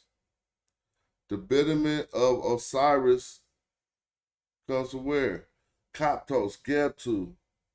And it is the outflow of Contiamentiu. Right? So we got 3 places bitumen coming from. Here are the Lady of Lords. The Lady of Lords. I wonder who that is. The Lady of Lords, Isis is probably. But the Lady of Lords comes to you with great honor, bringing bitumen that has come out of punt, as well as fragrant substances in abundance from the land of God. So 3 bitumens in this ritual.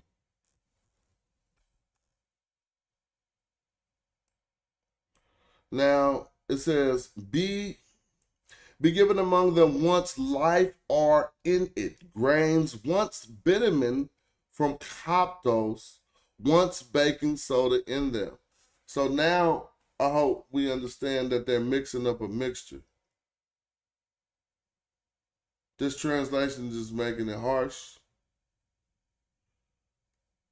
So it says over here, give. Well, I don't know what this is. I know what core is, but how are they using it here? They're using it as among them. I guess under. It's like give, under, so among, Ankh, Imi. They saying life are in it. Life is there. Yeah, life is there. Life is in it, okay.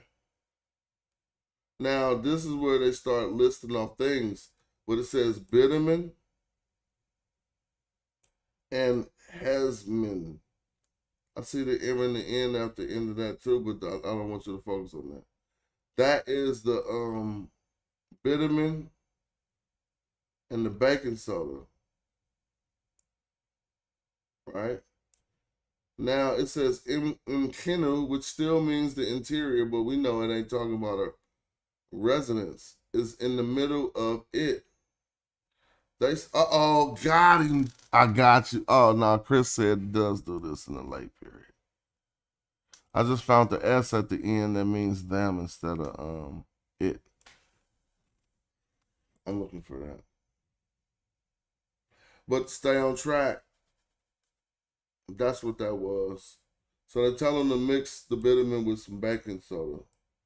Equally, it seemed like 1 part bitumen, 1 part baking soda. Life therein, grains, baking soda, bitumen, and I don't need to read all this.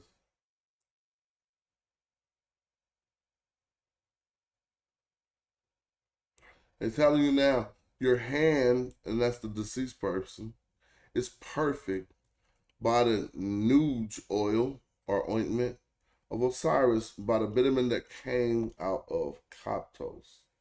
So if this they talking about the bitumen of Coptos, of Geb 2, then they're talking about the substance of Osiris. The substance that makes him black, that makes him a divine monarch. This is a better updated understanding of the divine black symbolism in Egypt.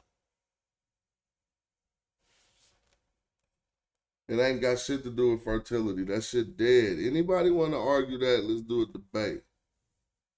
I put money on that.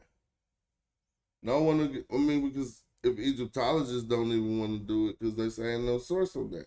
Oh, that's what we about to do. That's what I'm about to do after this. I'm about to research the black land, red land shit. There's 2 things we tearing down for the rest of the year. That black land, red land needs to be investigated. Because I can't say to tear that down. But the other one that we was talking about earlier, I guess I got to rewind the video. I'm going to beat the brakes off that. Whatever it is. So they're going to give 3 units of life are in grains. We don't know what type of grains those are. Baking soda and bitumen into his right hand. Right? Now you see they're doing this to the deceased. Now this is the line, and the same phenomenon is about to happen. When we click into this line, the line preceding this, the line preceding this is going to say, it's going to explain what I need you to see. So I'm going to go to co-text. But now we're about to use the same primary text to show that it's all about the way you look.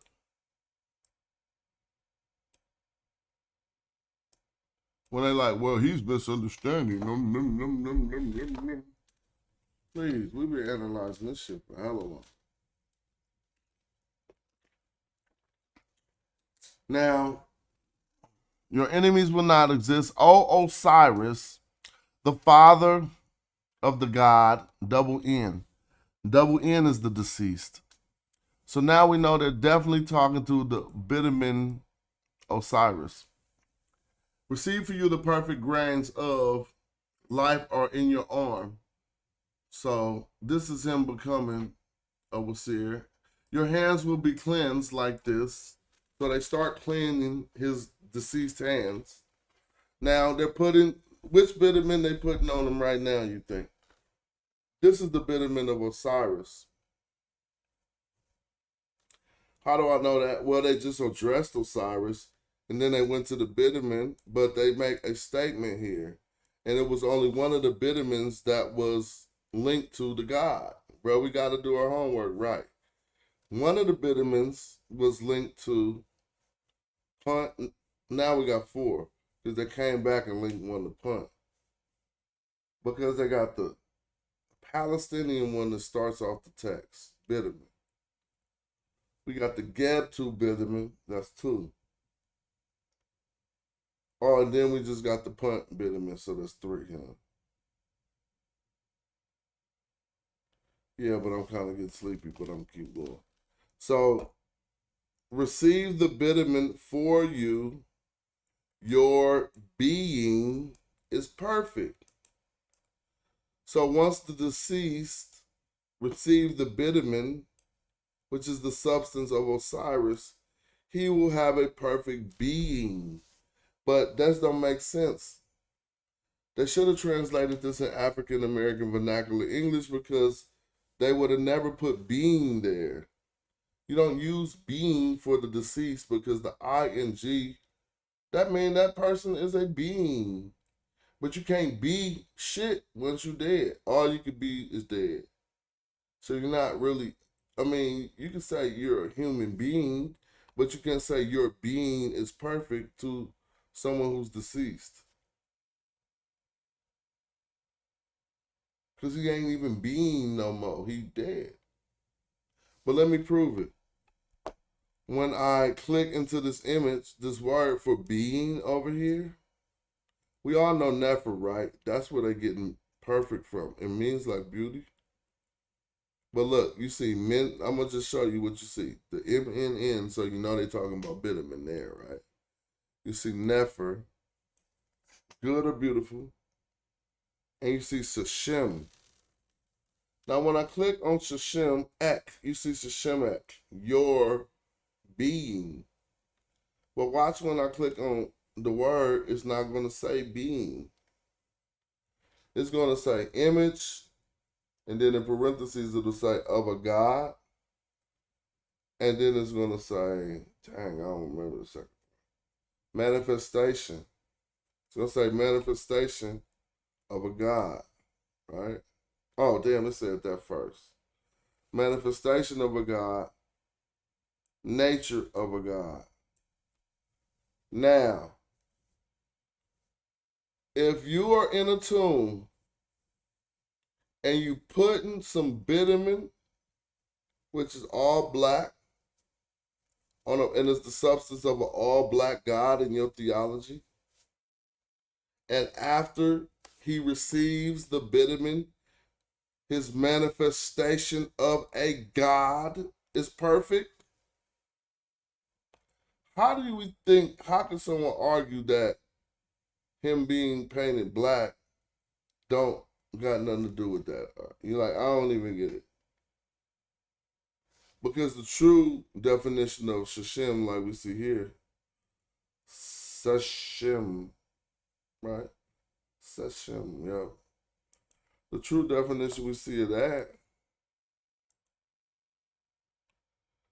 was not being. See how I got being there? And I was going in on being and you thought I was being stupid? No pun intended.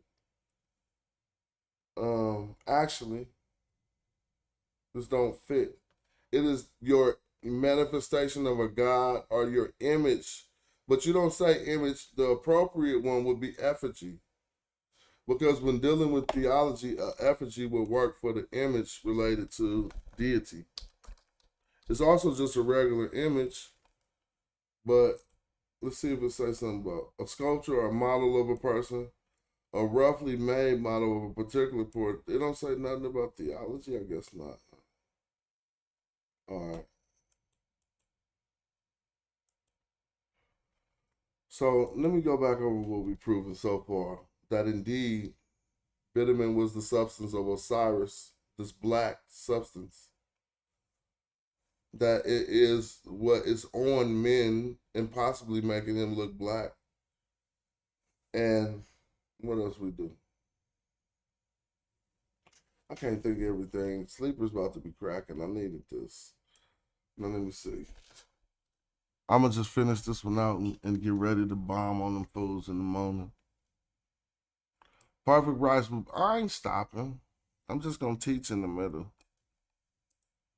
Perfect rights who will be performed for you a perfect mummification in the skin of Seth. Now see, this is where you do your meta nature. Because if we see some conflict here you would think that this is the skin of Seth, your enemy. Skin of Seth, if this was the skin of Seth, this would be red skin. It ain't black. So what's happening here? Perfect rites will be performed for you. A perfect mummification in the skin of Seth. But his skin color looks like Osiris. But they're defaulting to his brother. Now guess what's happening when you come over here? You're going to be like, man, this should keep happening. Click this word right here. Killed them, bro, man. This shit's so consistent. It's not skin color, bruh. It is the skin of Set, because Set was an animal. So it's always that double play there. If you look at the screen, it clearly says leather or hide when we click the word. Now, I'm not discrediting the translation of skin, because skin works for leather or hide. But it would mislead you like they wasn't talking about an animal skin at that point. So he's wrapped in the animal skin and don't got nothing to do with him being red. But they're also going to start wrapping him in all different type of bandages. But you see him from the primary that indeed Osiris. But so now you should feel confident in repeating that to somebody. Because you're just looking at it for yourself. Right? You know why Osiris is black. And if they try that fertility shit, ask them what's the word in Medu Neter. Oh, did we finish that search? I ain't gonna be able to go to sleep.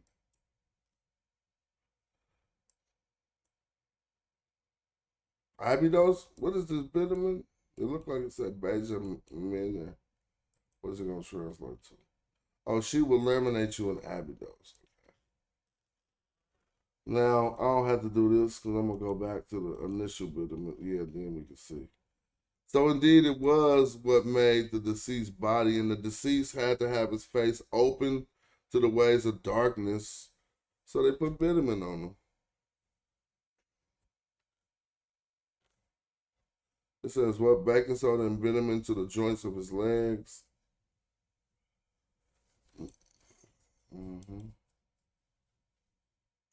Damn, I'm chilling. Shout out to y'all, though. Shout out for all the new support. I'm going to be back on the block in the morning. What's up, J Mill? I was on a late night hype doing bitumen because I fell asleep during the game.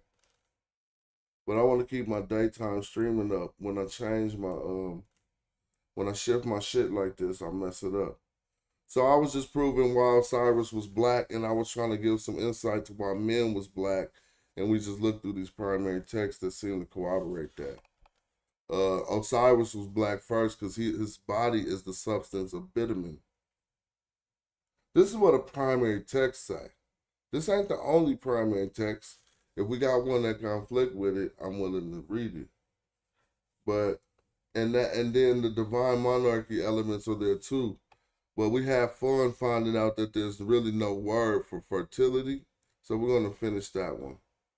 In the Medu Neter, there's no word for fertility. But they argue that all this fertile soil, well, fertile is a word for fertile.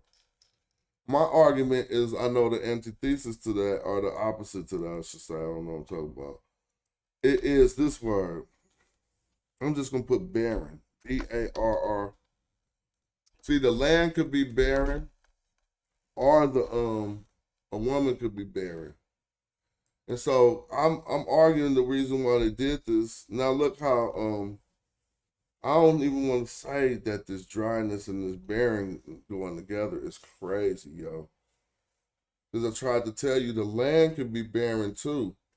But they took this tune, and this ain't the same one. Earlier I cited it when I was talking about R.B. Perkins. In my memory, it was I-N-D maybe? But let's see, it's only 12 words for barren, and it's going to be in here. But just notice how dryness and barren is associated when they're talking about the land. But you'll see the metaphor when they're talking about a woman too, and you're going to be like, damn, this shit crazy.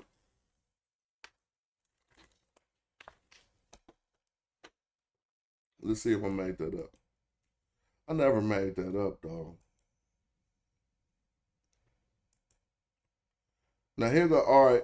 I was right. IND.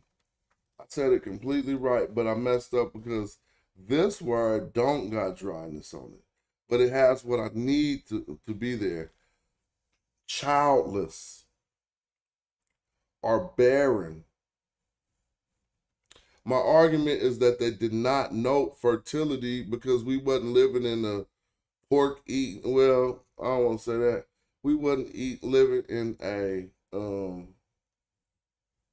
I'm getting sleepy. What's the shit called? A processed meat and fake food, boxed food society. So people were more fertile is my point. Like, you hear about the hundreds of kids people was having and shit, like, in ancient times. So, since we can't find a term, you can find a term for fertile and you can put the Mija word, but I think we tried to look that up in the text corpus and it wasn't popping up. If you look this up, it'll take you back to ostrakhan. This word was used on an ostrakhan that's in the British Museum, an ostrakhan of Hatshepsut. An ostrakhan ain't nothing but a little piece of broke off pottery.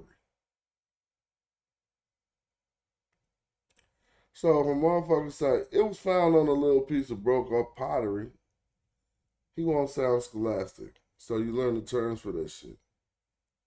So is an ostrakhan. And on that ostrakhan, it's only like 4 words. The whole sentence ain't there. R.B. Parkinson, I didn't like his translation, and having that on the internet wouldn't suit me for a debate I was about to have. So I contacted him to talk about it, and he agreed with me. Well, he didn't agree with me, but he said he had a hard time translating it. He had to been agreeing by saying that shit. But anyway, this is the term. So we do now, if I put fertile in here, only one term comes up, and it has a phallus. 4 terms for fertile, but the only one that we can scrutinize when it comes to copulation has a phallus. We took this and put it into this book, and nothing popped out. And so, fertility is fake. See, this is the thing. They messed up the fertility so bad, and they used it to weaponize against Black Egypt. Oh, there we go. No, this is a lashing. Lashings. No, that's not what we go. So I'll put a capital D. And when I put that, nothing pops up. Oh, I'm tripping. What's going on? I mean, first of all, I know for a fact something pop up when that happens. I'm going to do this new show called Streaming When I'm Sleepy. And see how sleepy I can stream. Now let's see which one of these words is linked to fertility. I told you, I don't even have to mess with it. Look. So MD, this isn't the same word. They switched to MTA. But that's a way to say a phallus.